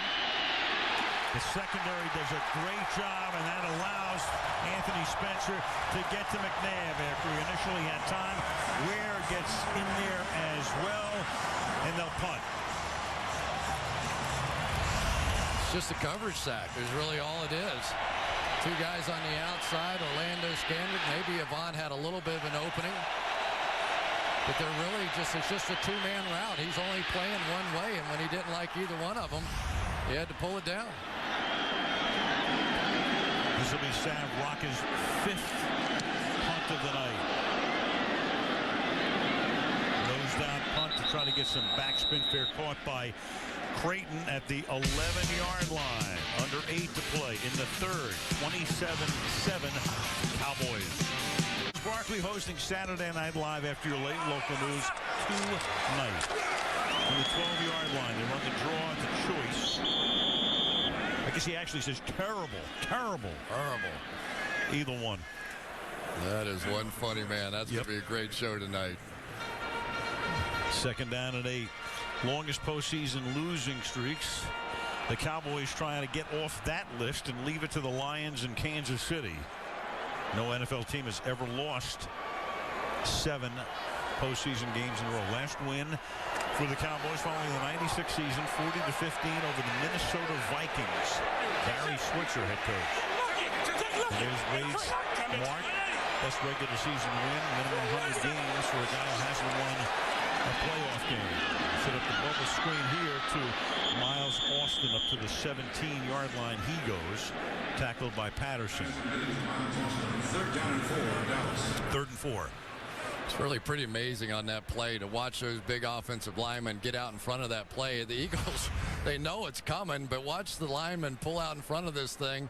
They don't really care if they hit you in the front or hit you in the back or what do they do? They're just going to hit something, and that play has been a headache. It has definitely intimidated the Eagles a little bit with all their interior blitzing that they started the game doing. 3rd and 4. Tony Romo says timeout. 27-7 Cowboys. Stadium, Arlington, Texas. Inaugural season for the Cowboys after a timeout. It's 3rd down and 4. And the defense shifting. Romo stepping up, gets jostled, but gets it away. It's caught by Creighton. He takes it to the 28-yard line. That is a 1st down. And the Eagles taking shot after shot. Brown has just been a mess tonight. Coming in and out, off the field, taking a lot of pounding. Has never missed a game. One of the problems you have when you rush just 3 guys is it gives wide receivers like Patrick Creighton a lot of time to move around and just find a hole. You're only going to bring 3 here. They've been blitzing all night. Pretty clever route there by Creighton, sort of getting lost in behind Witherspoon. But Tony Romo, with his ability to buy time, is just going to make it tough for you to sit back in zone defenses and make plays. That has been that in his quick release. I think Tony Romo's ability to move, make plays, but maybe even more than that, his ability to get the ball out of his hands when he sees something. He has about as quick release as any quarterback I've ever seen. I've seen comparisons with him and Marino. They're pretty comparable. Sheldon Brown now just getting up, and he has taken a pounding tonight. He's had a good year. Sheldon Brown sure has. He's been beaten a few times on double moves and the such against the Dallas Cowboys this year, but overall, most of the Eagles people you talk to say it's one of his better years. There's Rogelio Hansen.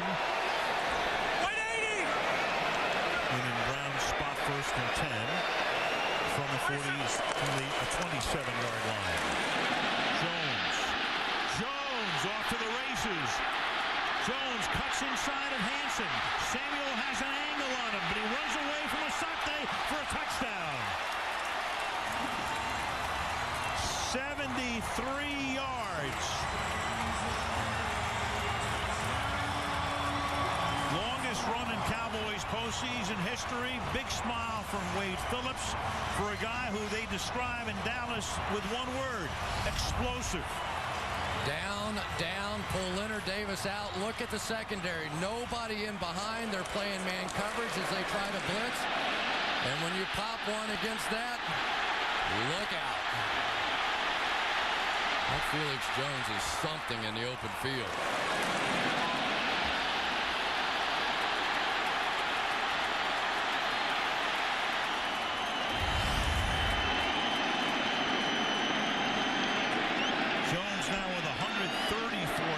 After that 73-yard run, Sweezum tacks on the extra point, and the Dallas Cowboys have a 27-point lead. About a half mile away from the ballpark at Arlington, home of the Texas Rangers. line. Well, before the game, Keith Brooking, longtime Atlanta Falcon, brought over here in the offseason. Here's how he tried to stir his team up.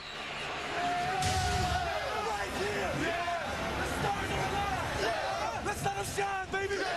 And at the end of the day, we know we're doing this. We're going to hit him in the mouth.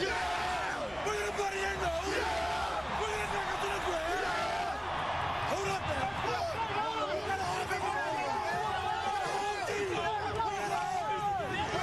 What's the last thing we're going to do? We're going to step on that throne. He did that before a Sunday night game in Washington 2 weeks ago, and his wife saw it on television and said, I don't even know who you are. This is Reggie Brown, and the pass hit the turf incomplete. Well, let me tell everybody who he is. At one practice early this year, there was a player, I won't tell you who it was, but made a mistake in the secondary. And Brooking turned around and screamed at him and told him to get it right and don't make that mistake again. And the player popped off back at Brooking. Brooking didn't say anything because they had to run the next play. After that play was over, he went back and punched him in the head. The message was delivered. There was a new sheriff in town. Second down and 10. He's the only Cowboy to have played in the Super Bowl. Did that with the Falcons over a decade ago. And McNabb throws. And that's going to be intercepted at the 49-yard line by Jenkins.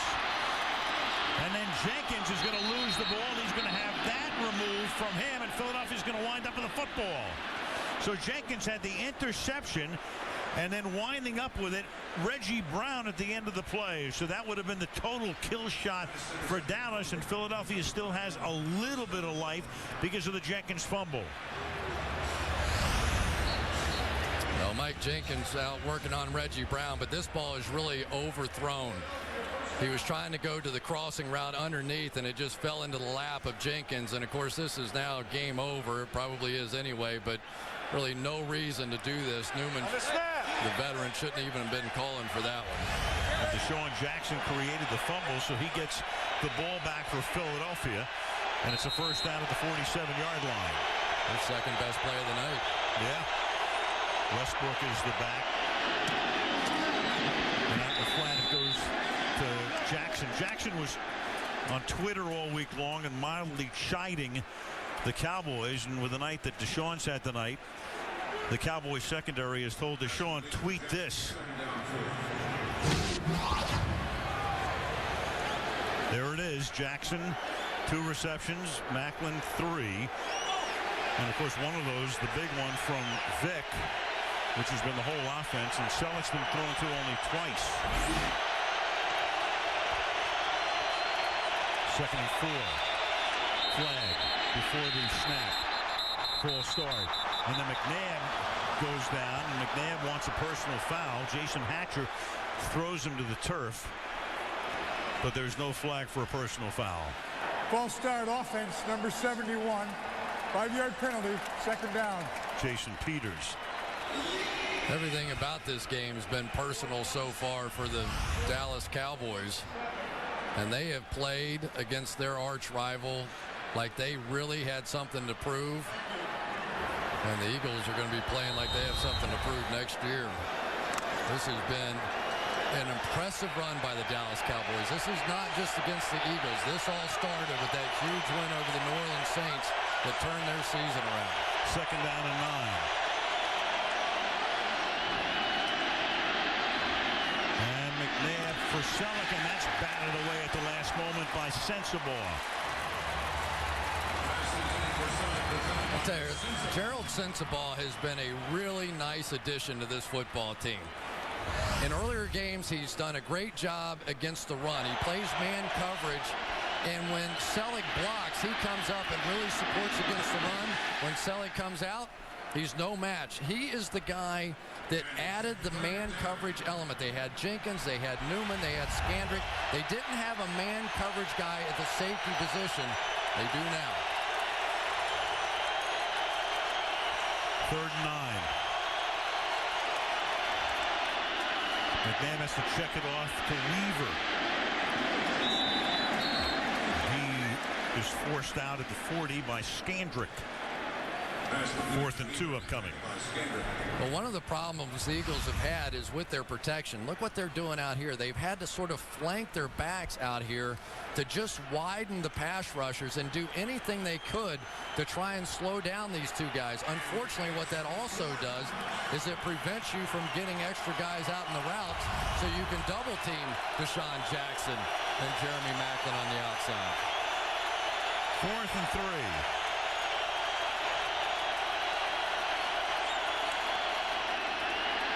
Heavy heat, incomplete. Ken Hamlin came in on the safety blitz. And Dallas gets it back. The other problem you have is when you flank everybody out in that double wing position, there's nobody to pick up a blitzing safety. McNabb had no chance, did a nice job just getting away, but this has been all Dallas all the time. Wade Phillips, what a brilliant, brilliant job he has done with this defense over the last several weeks. And the Cowboys used that safety blitz or that defensive back blitz less than any team in the league. They only sent a defensive back on 4% of opponents' pass plays this year. League average is about 15. There it is. Pick the right time to do it. Yes, sir. From the 41-yard line on 1st down. Toss to Choice, who has to secure the ball, and then goes down into the arms of Jaquay Parker. Here's Andrea. Well, guys, Marion Barber has not carried the ball since about 5 minutes left in the first quarter. He's got 3 carries for 4 yards total. Now, he came into this game with a bruised left knee, but according to the Cowboys trainer, the official word is they are saying he is eligible to play. Doesn't look like he's coming off the sideline, though. Interesting. You know, the way this game is gone, they can afford to give him a little extra rest here because Jones has done the job and Choice and, of course, the passing game and all of that. So if he needs a little breather, it's always fun to be up 34-7. You know, and I'm not so sure this team isn't moving towards Felix Jones as the primary back a little bit. 2nd down and 16. And Romo will get taken down by his shirt by Parker, just shy of the 40-yard line. I'll tell you what, if I'm Wade Phillips, I'm getting on that microphone into Tony Romo's helmet and go, listen, big guy, this one feels pretty good right now. We're on a little bit of a roll. You're hot. Let's not lose you in the process of 34-7. How many of you can name the backup quarterback for the Dallas Cowboys, since he hasn't played at all this year? But if they had to go to a backup, he's a guy with a lot of experience, and there is John Kitna.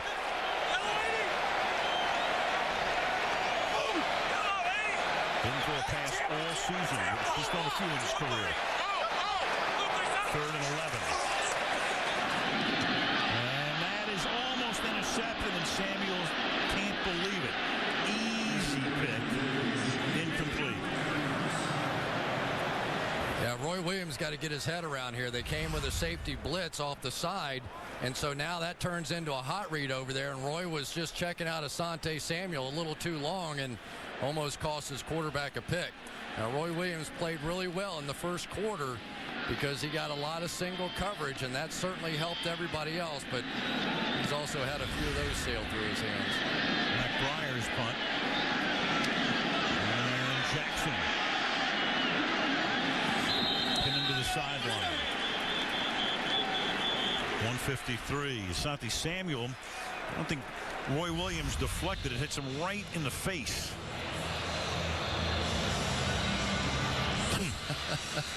I've had a few of those in my day.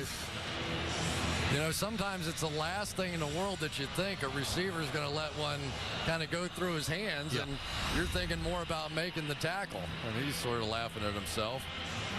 He is a smart football player, though. Really is a guy that understands coverage, and when you make a mistake on offense, he takes it the other way for a touchdown.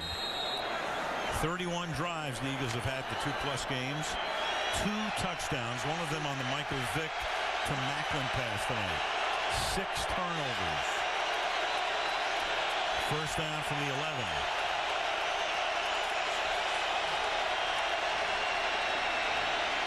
And Donovan is going to have to take off, and Brooking will provide an escort out of bounds. Well, the Eagles can't figure out the Cowboys. But you look at the NFC East this year. The Cowboys have owned the Eagles. The Eagles own the Giants. The Giants own the Cowboys. Everybody owned the Redskins. And, you know, it's all the way across the board. We talked about the balance of what Anthony Spencer has done for DeMarcus Ware. Well, these young corners for the Cowboys have really grown up, too. Mike Jenkins, Orlando Scandrick. This team is getting better and better. They had 5 new starters on the defense to start this season, and this group is maturing together. 2nd and 5. And making the catch and getting hit immediately is Macklin. Mike Jenkins with the tackle for progress, though, will net him a first down. Yeah, Mike Jenkins tried to disguise something there, and it probably cost him a touchdown. He had safety help in a cover 2 and behind him, and he really could have jumped that one even sooner. I think he was surprised that McNabb was able to get it in there before he got there.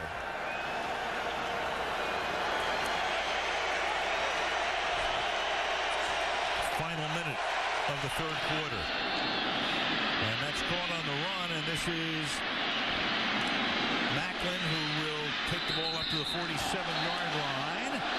And then you get a flag at the end of the play as Macklin runs into the bench area, and Ken Hamlin is there with him.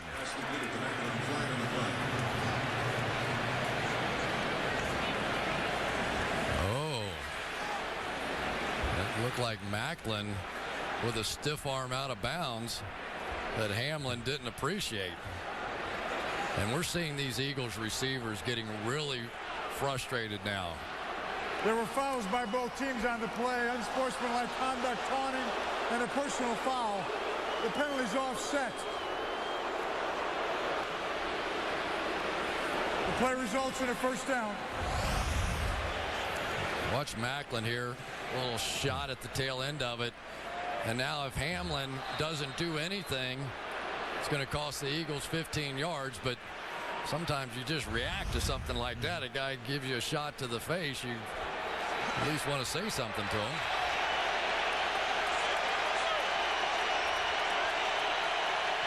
From the 48 on first down. The heat is on. They set it up to Westbrook, and Westbrook takes off inside the 30, and Brian Westbrook to the 24-yard line. And that's going to take us to the end of the 3rd quarter after a 27-yard reception. To the 4th quarter we will go at Cowboys Stadium in this wild card game. Dallas 34, Philadelphia 7. And the game resumes after these messages from your local NBC station. We start the 4th quarter in Arlington, Texas. Al Michaels, Cris Collinsworth, Andrea Kramer. 34-7, the Dallas Cowboys on top. 1st and 10 for Philadelphia from the 25-yard line. To the outside, Macklin. He gets knocked down by Newman. And in a penalty-filled game, we've got another one. 18 accepted penalties in this game. 9 against each team. After the play was over, personal foul, unnecessary roughness defense, number 26. Half the distance to the goal, first down. Well, that's Ken Hamlin. Yeah, it's not just this game that started between these two guys. Watch this one last week. Check out Macklin here. He's not even looking for the football. He saw Ken Hamlin running over and didn't even look up, and Hamlin was finishing the fight that happened a few minutes ago.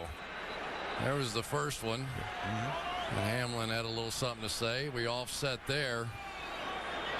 And Hamlin got one more shot there. This is a bitter, bitter rivalry that is gone the other way. You have to know how hot this Philadelphia Eagles team was coming in to play the Cowboys a week ago. 6 in a row and looked like the team to beat, and here comes Mike Vick for another shot. He's in, and McNabb stays in. McNabb is wide to the right. And Vick under pressure, and that pass is incomplete because Anthony Spencer says, I've seen this act before, and it's not going to happen again. Well, Nick Cole's had a little bit of a tough time tonight. Let's check out this snap. Kind of grazes off his backside there, and Mike Vick has seen just about enough of Anthony Spencer. Anthony Spencer I think has matured as fast as any ball player I've seen. You know, early in the season, he was getting close to sacks, and it didn't really happen. But you talk to the defensive players on this team, they say he is borderline unblockable at times against the run. 6 sacks in his last 6 games. What a bookend he is with DeMarcus Ware. 2nd and goal. And McNabb will go down in the arms of Ware with Hatcher coming in to finish him off totally.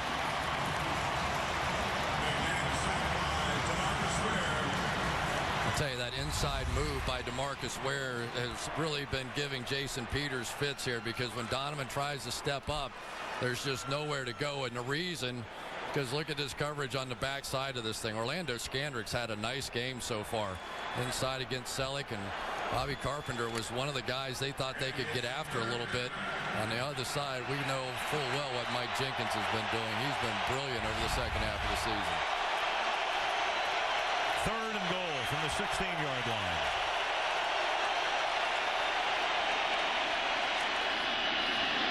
And McNabb with another flag. Out at the 8. Still have flags, even though we're -1 official. The back judge, Kirk Dornan, pulled a muscle, so we're down 1. That hasn't stopped these guys. Defense, number 97. It's half the distance to the goal from the end of the run. Automatic first down. Jason Hatcher. If we had one more official on the field, Charles Barkley may never get on Saturday Night Live. Hope Ed Hockley's paying his AFTRA dues. I'll say this, though. It's been, at least the Eagles are still out there playing and still out there fighting. This is a team that just has an answer for them. There's just no question that physically they were unable to hold up unless they blitzed, and the Cowboys had the answer for the blitz. 1st and goal.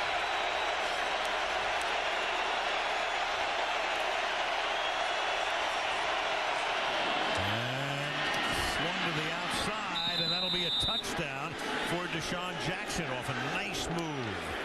The exact same play that the Cowboys have been hitting on the Eagles. Finally, the Eagles turn it around and throw one back at them. Fake that little inside draw play and just sling it out there.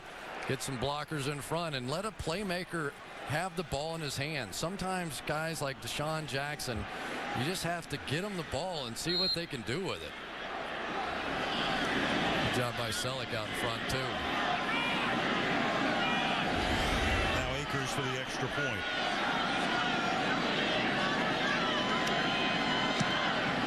And that'll make it 34-14. So Jackson to the end zone with the Dallas lead. 15:30 left in regulation. Chris, I would onside kick it here just to keep the momentum, if nothing else. You know, the Cowboys are up there with their hands team, so they thinking the same way you're thinking. 3-possession lead, but no, they're going to boot it away. And this is Kevin Ogletree who will take it from the goal line back to the 11-yard line. So at least Philadelphia able to keep Dallas deep in its own territory, and the defense will have to do its job here. And we have Moses Foku, who is down at the 25-yard line. Well, you do have a tough decision now for the Dallas Cowboys, and how willing are you to play open here? Got to be pretty conservative with a 20-point lead. By 20. Ball is at the 11-yard line, and it becomes pretty imperative for Philadelphia to create a 3-and-out. Would be good for them, or at least a quick, fast drive for Dallas. And keep them deep. And Romo will start by going to the air and throwing to the outside, and that'll be caught by Miles Austin for a gain of 8 yards. I tell you, Miles Austin has become a really accomplished receiver. Watch him at the top end of this route come back to his quarterback. Young receivers so often fail to do that, and in a situation like this where obviously you cannot throw an interception, you have to make sure you make good aggressive plays. when a quarterback trusts a receiver to do like that and finish the route like that, he's going to get the ball when others don't. And then they go to the Wildcat with Tashard Choice on 2nd and 1. And Choice will be short of the first down, so pretty much playing it anything but conservatively with most of the fourth quarter to be played. They start with a pass to the outside, then go Wildcat, and now it's 3rd down and 1. And a big 3rd down and 1 now, because when you have the kind of quick strike offense that the Philadelphia Eagles have, you never know. I mean, you know, Deshaun Jackson's had, 8 touchdowns this year of over 50 yards. McNabb has had a lot of 40-plus pass plays. They could just get the football back. And make it nervous time. 3rd and 1. Toss back. And that'll get him the first down, as this is Felix Jones up to the 26-yard line to move the chains and eat up some of the clock. It's the same play they ran last week for a big play, but I want you to watch Jason Witten and how he sets this thing up. Jason Witten right here is going to take one quick step down and get Parker to jump down just enough so that then he can go up, get the cornerback, and Jones can just simply beat Jaquay Parker to the outside. It's the little details of the play that really makes a difference. Witten's going to get rolled up on here at the end, and he goes off at least for a play. Ball at the 26. Tashard Choice is the running back.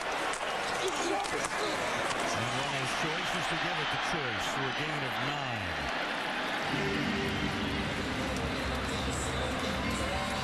Oh, here was the exact same play a week ago. Watch him. Little step down inside and then go get the block on the outside. And Felix Jones turned that one into a touchdown. And there's big Doug Free with a hustle play down the field. Doug Free was replaced today by Mark Colombo, who had missed 7 games because of ankle surgery, and Tashard Choice looks like he's either exhausted or got nicked. But he stays in. We've seen very little of Barber since early in the game. There's Free. 2nd and 1 from the 35. Choice. And that's another first down, and they'll chew up more clock at the 40-yard line. I tell you, Doug Free, though, is a guy that, when the story of this season for the Cowboys is written, will get a lot of credit in my mind. Mark Colombo went out. He missed 7 weeks. Doug Free, a relative unknown, stepped in there and delivered big time in clutch moments for this football team. Watch a week ago as Doug Free on the backside of the play we just saw hustles all the way down the field and takes Sheldon Brown right out of the play to set up the touchdown from Felix Jones. That's the kind of hustle plays the Cowboys have been making for a month now. Brown about 20 yards. And now it's Austin. And Samuel puts his shoulder down to make the tackle at the 46-yard line. Certainly have not been too conservative on this drive, have they? And it really, when you have a quarterback that has played the way that Tony Romo has played for the last month, you trust him the way that some of the superstar quarterbacks in the league get trusted. And for Tony Romo, I think you go back to the Giants game earlier this year where he threw 3 interceptions.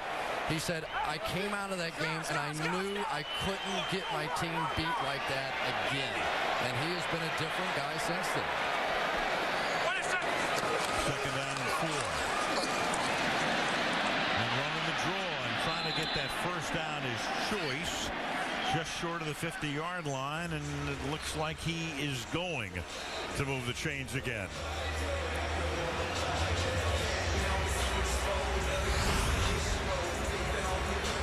There's Tony Romo. He's going to fake that quick screen one more time. He got Trent Cole to sort of stand in place, and he was going to jump up and try and knock down the pass. Those little details, Jason Garrett insists on finishing every play, and the big guys up front have just been overwhelming. You have to be a little happy for Flozell Adams, too. Here's a guy that's been here for 12 seasons now and never won a playoff game. The longest stretch by any Cowboys player. He's been fighting his guts out there tonight. A little more than 8 minutes away from getting off that schneid. First down at the 50. And the pass goes to Witten, and he will pick up 2 2 hard-earned yards. Tackled there by Quentin Michael. It was interesting talking to Flozell Adams about the first time that Tony Romo came into the huddle. He said, you know, I've been around here forever, 12 years. I think we had 12 different quarterbacks. And, you know, here was an undrafted free agent and Tony Romo. Nobody knew anything about him. But I started telling guys there's something different about this kid. I don't know what it is. And maybe he never starts for us. I have no idea. But he's going to start for somebody in this league. Maybe Flozell has a job in the front office after his playing days are over. He hit that one right on the button. 2nd down and 7. Full start. Full start offense. Number 82. 5-yard penalty at 2nd down. Jason Witten. Throwing some flags tonight. Boy, for Wade Phillips, you have to be happy for him, don't you? It's a guy that has been through some torturous moments as a head coach in the playoffs. But he's always the same, doesn't change. He is who he is. He makes no apologies for it. Very low-key guy, but boy, is he respected by the guys on this team, especially those guys on the defensive side. They think he's a genius. 2nd and 12 from the 48. And they bust up the draw. Jones running into Antonio Dixon. And for Wade, if he gets this first win after head coaching stints in Denver, 2 years there, Buffalo, 3 years there, and then he was the interim coach in '85 in New Orleans, 03 in Atlanta, now 3 years in Dallas, and he'll join his dad Bum as the winner of a postseason game. Be the first father-son combination to win playoff games. 13 years, and I'm only 10 years old. 3rd and 13. And Austin picks up about 10 of those 13 yards before Quentin Michael makes the tackle. But this drive, what it's done is it's eaten up 7.5 minutes.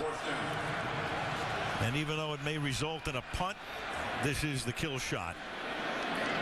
Yeah, and it's what you were talking about as far as that onside kick. You know, if you can't stop them defensively, and I guess why would you think you're going to stop them now?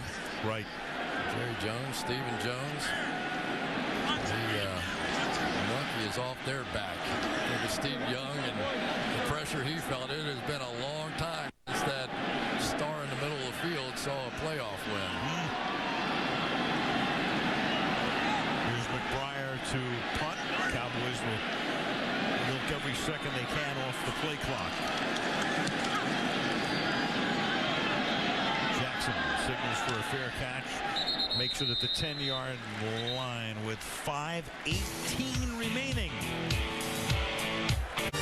Beginning February 12th on the networks of NBC. CC, you and I will both be in British Columbia for it. Yeah, wait. I'm going to see Sean White tomorrow for a little interview out in California. He has been red hot lately. No pun intended. No. Flying tomato. And McNabb will go down in the arms of Brady James. Kind of funny how it works sometimes. You come in talking about the Eagles blitz, and it's been the Cowboys blitz here today that's been the difference. They've really been able to do about anything they wanted. LaShawn McCoy, I think, just simply did not see Brady James coming. He tried to sneak out on the route, and McNabb couldn't sneak anywhere.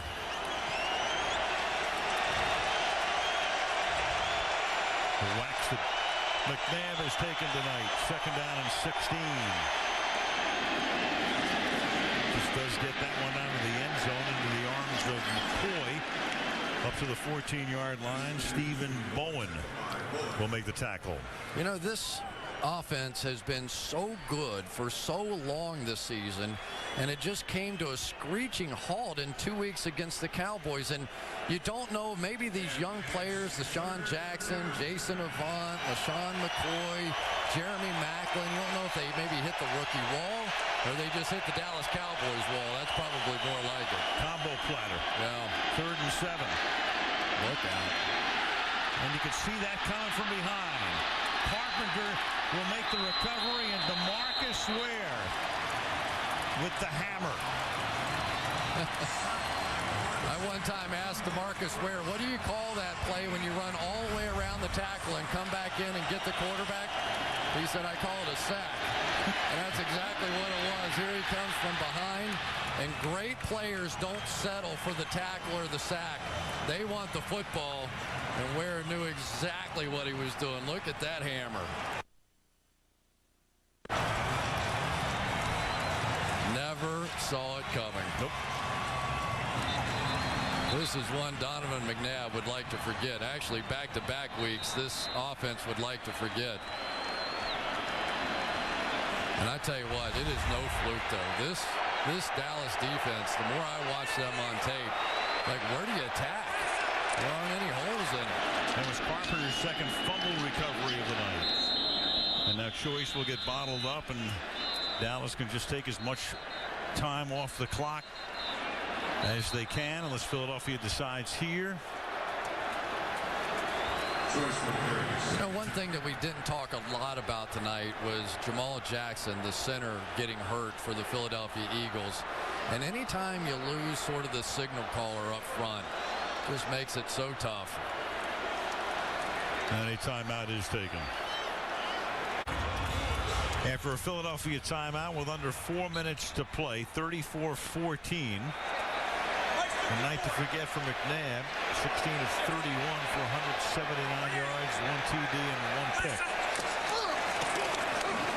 And now Choice will take it to the 19-yard line, and the Eagles will spend another timeout. So the Dallas Cowboys, 3:43 from going up north. Next week, it's a Sunday game to face the Vikings, who are undefeated at home this year. Brett Favre will become the oldest quarterback to ever start a postseason game.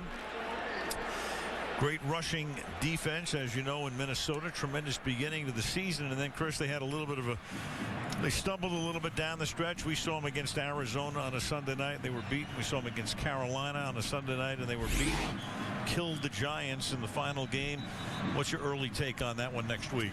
You know, just such a great matchup between Brett Favre and Adrian Peterson and Percy Harvin and Sidney Rice and all those great offensive weapons going against this Dallas defense, because they have been as good as anybody. Came into this one back-to-back shutouts and have been almost that impressive again here tonight.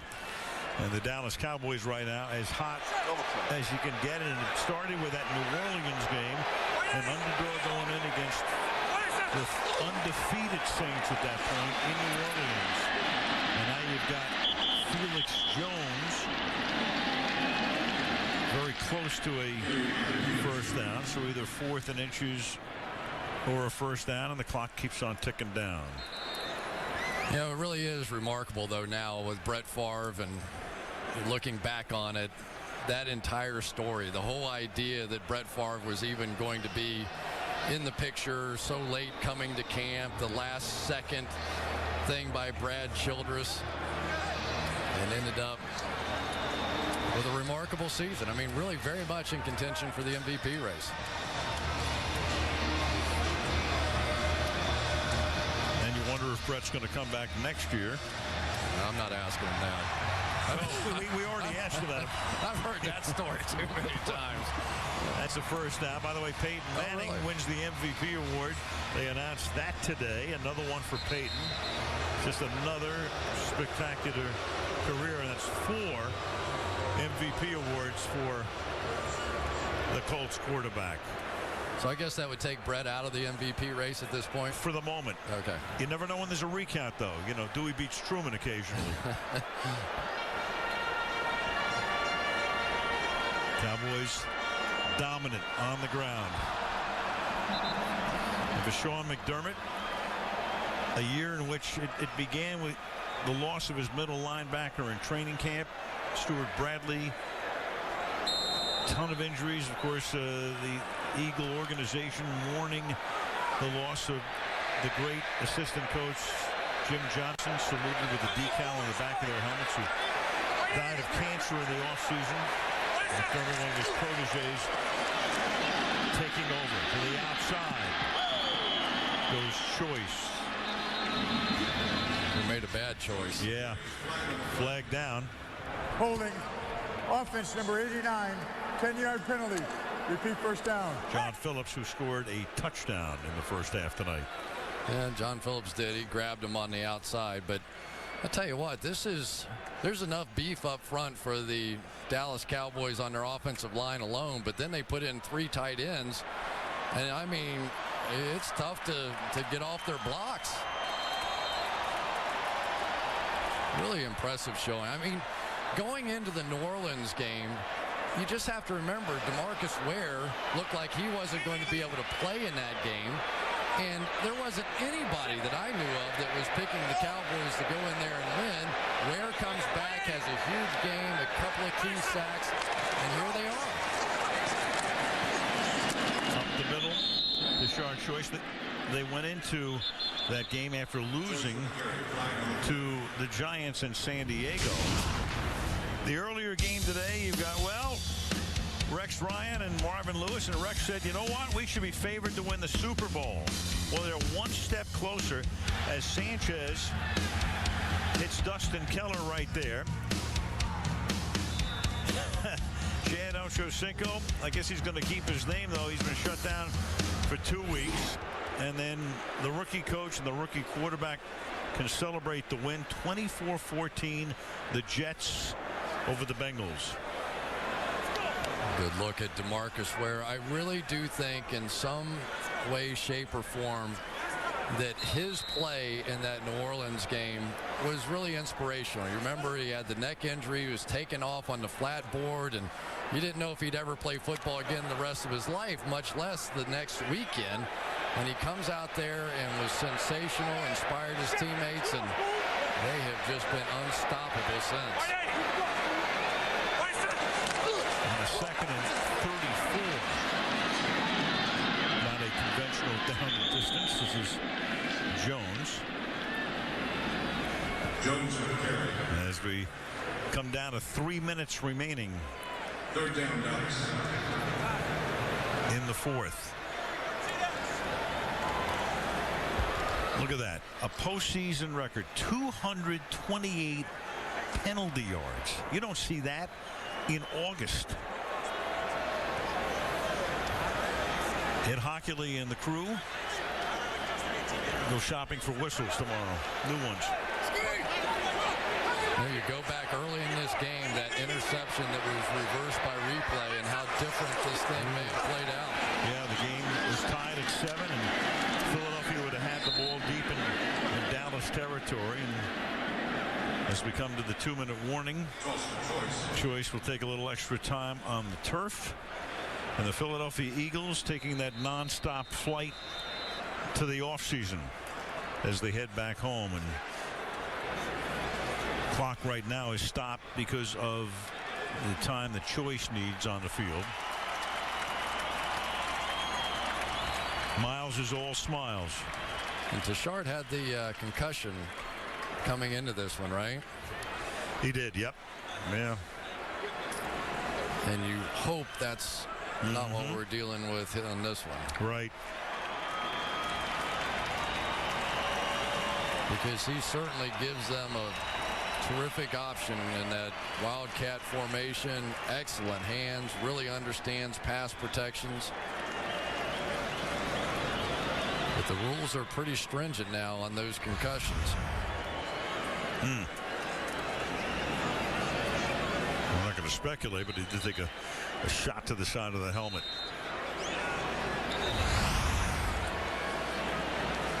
So he goes to the bench. They wind the clock now once he leaves the field.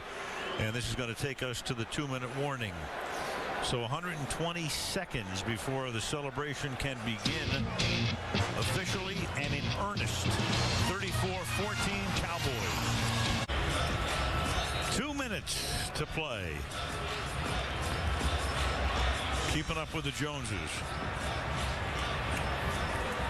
Wendy's post-game report coming up. Bob is here. Andrea will be talking to Tony Romo. Wrapping up Wild Card Saturday. We'll wrap it up for NBC football for this this season. Our illustrious producer Fred Godelli and director Drew Esikoff. Chairman Dick Ebersol.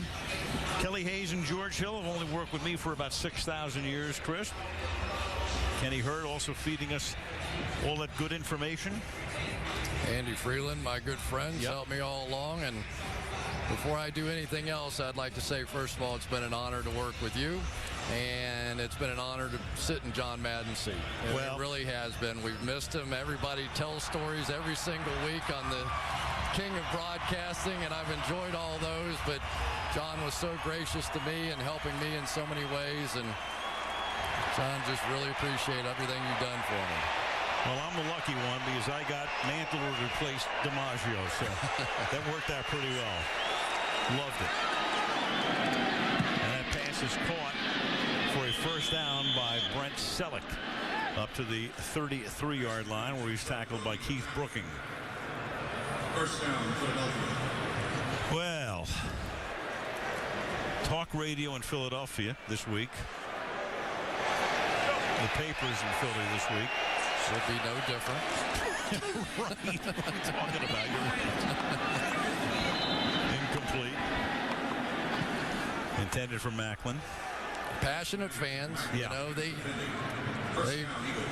have heard it all before, and for Andy Reid, he's going to get a little taste, and Donovan will get a little taste of what Jerry Jones is and Wade Phillips and Tony Romo have been hearing over the past several years. And another tough ending for Jeff Lurie. That last pass was a completed pass, and so is that one to Selleck to the 29-yard line.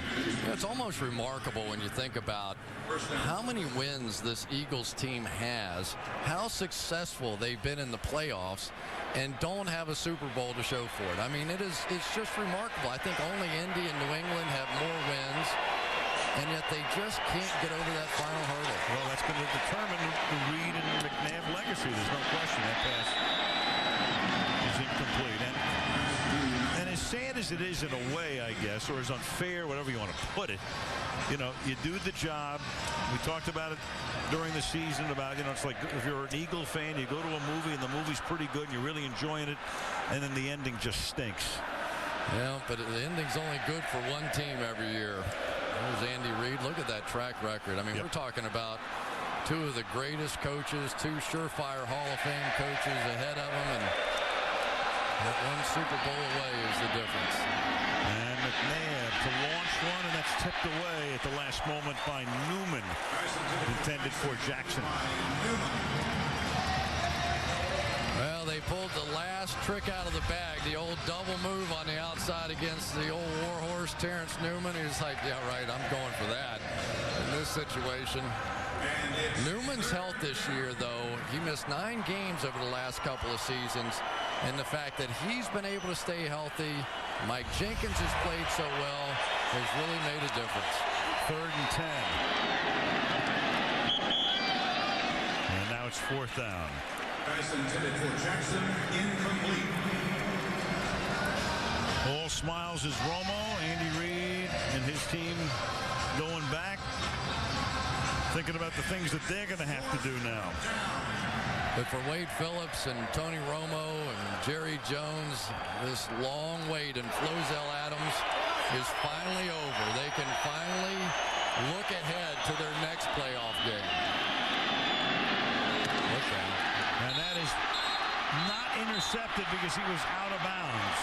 Jenkins picks it off and he runs into Peters up the field, but he was standing out of bounds, so it's just incomplete. Ball goes over to Dallas. One kneel down and you can go home. There's a smile out of Wade. Atta boy. All that stuff is finally over. You don't have to listen, Tony. You don't have to hear it anymore. He was confident. We talked to him. He never blinked. He just never did. Tony felt like he was going to get it done in this one, and he certainly did.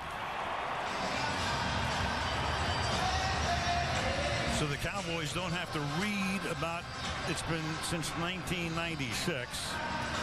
But of course, all the Eagles will read now is it happened again. They gave Jerry a game ball. Where he took it. It's a big mortgage on this place. Need all the stuff you can get. So you guys did fine, but I put up $700 million. Give me that ball. Right. The Dallas Cowboys, for the first time in 13 years, win a postseason game. They go to Minnesota. The winner of tomorrow's Green Bay-Arizona game goes to New Orleans. If the Cowboys win in Minnesota next week, and either Green Bay or Arizona defeats New Orleans, you could have the NFC Championship game back here in 2 weeks. But for the moment, Dallas advances. Philly is done 34-14. The Wendy's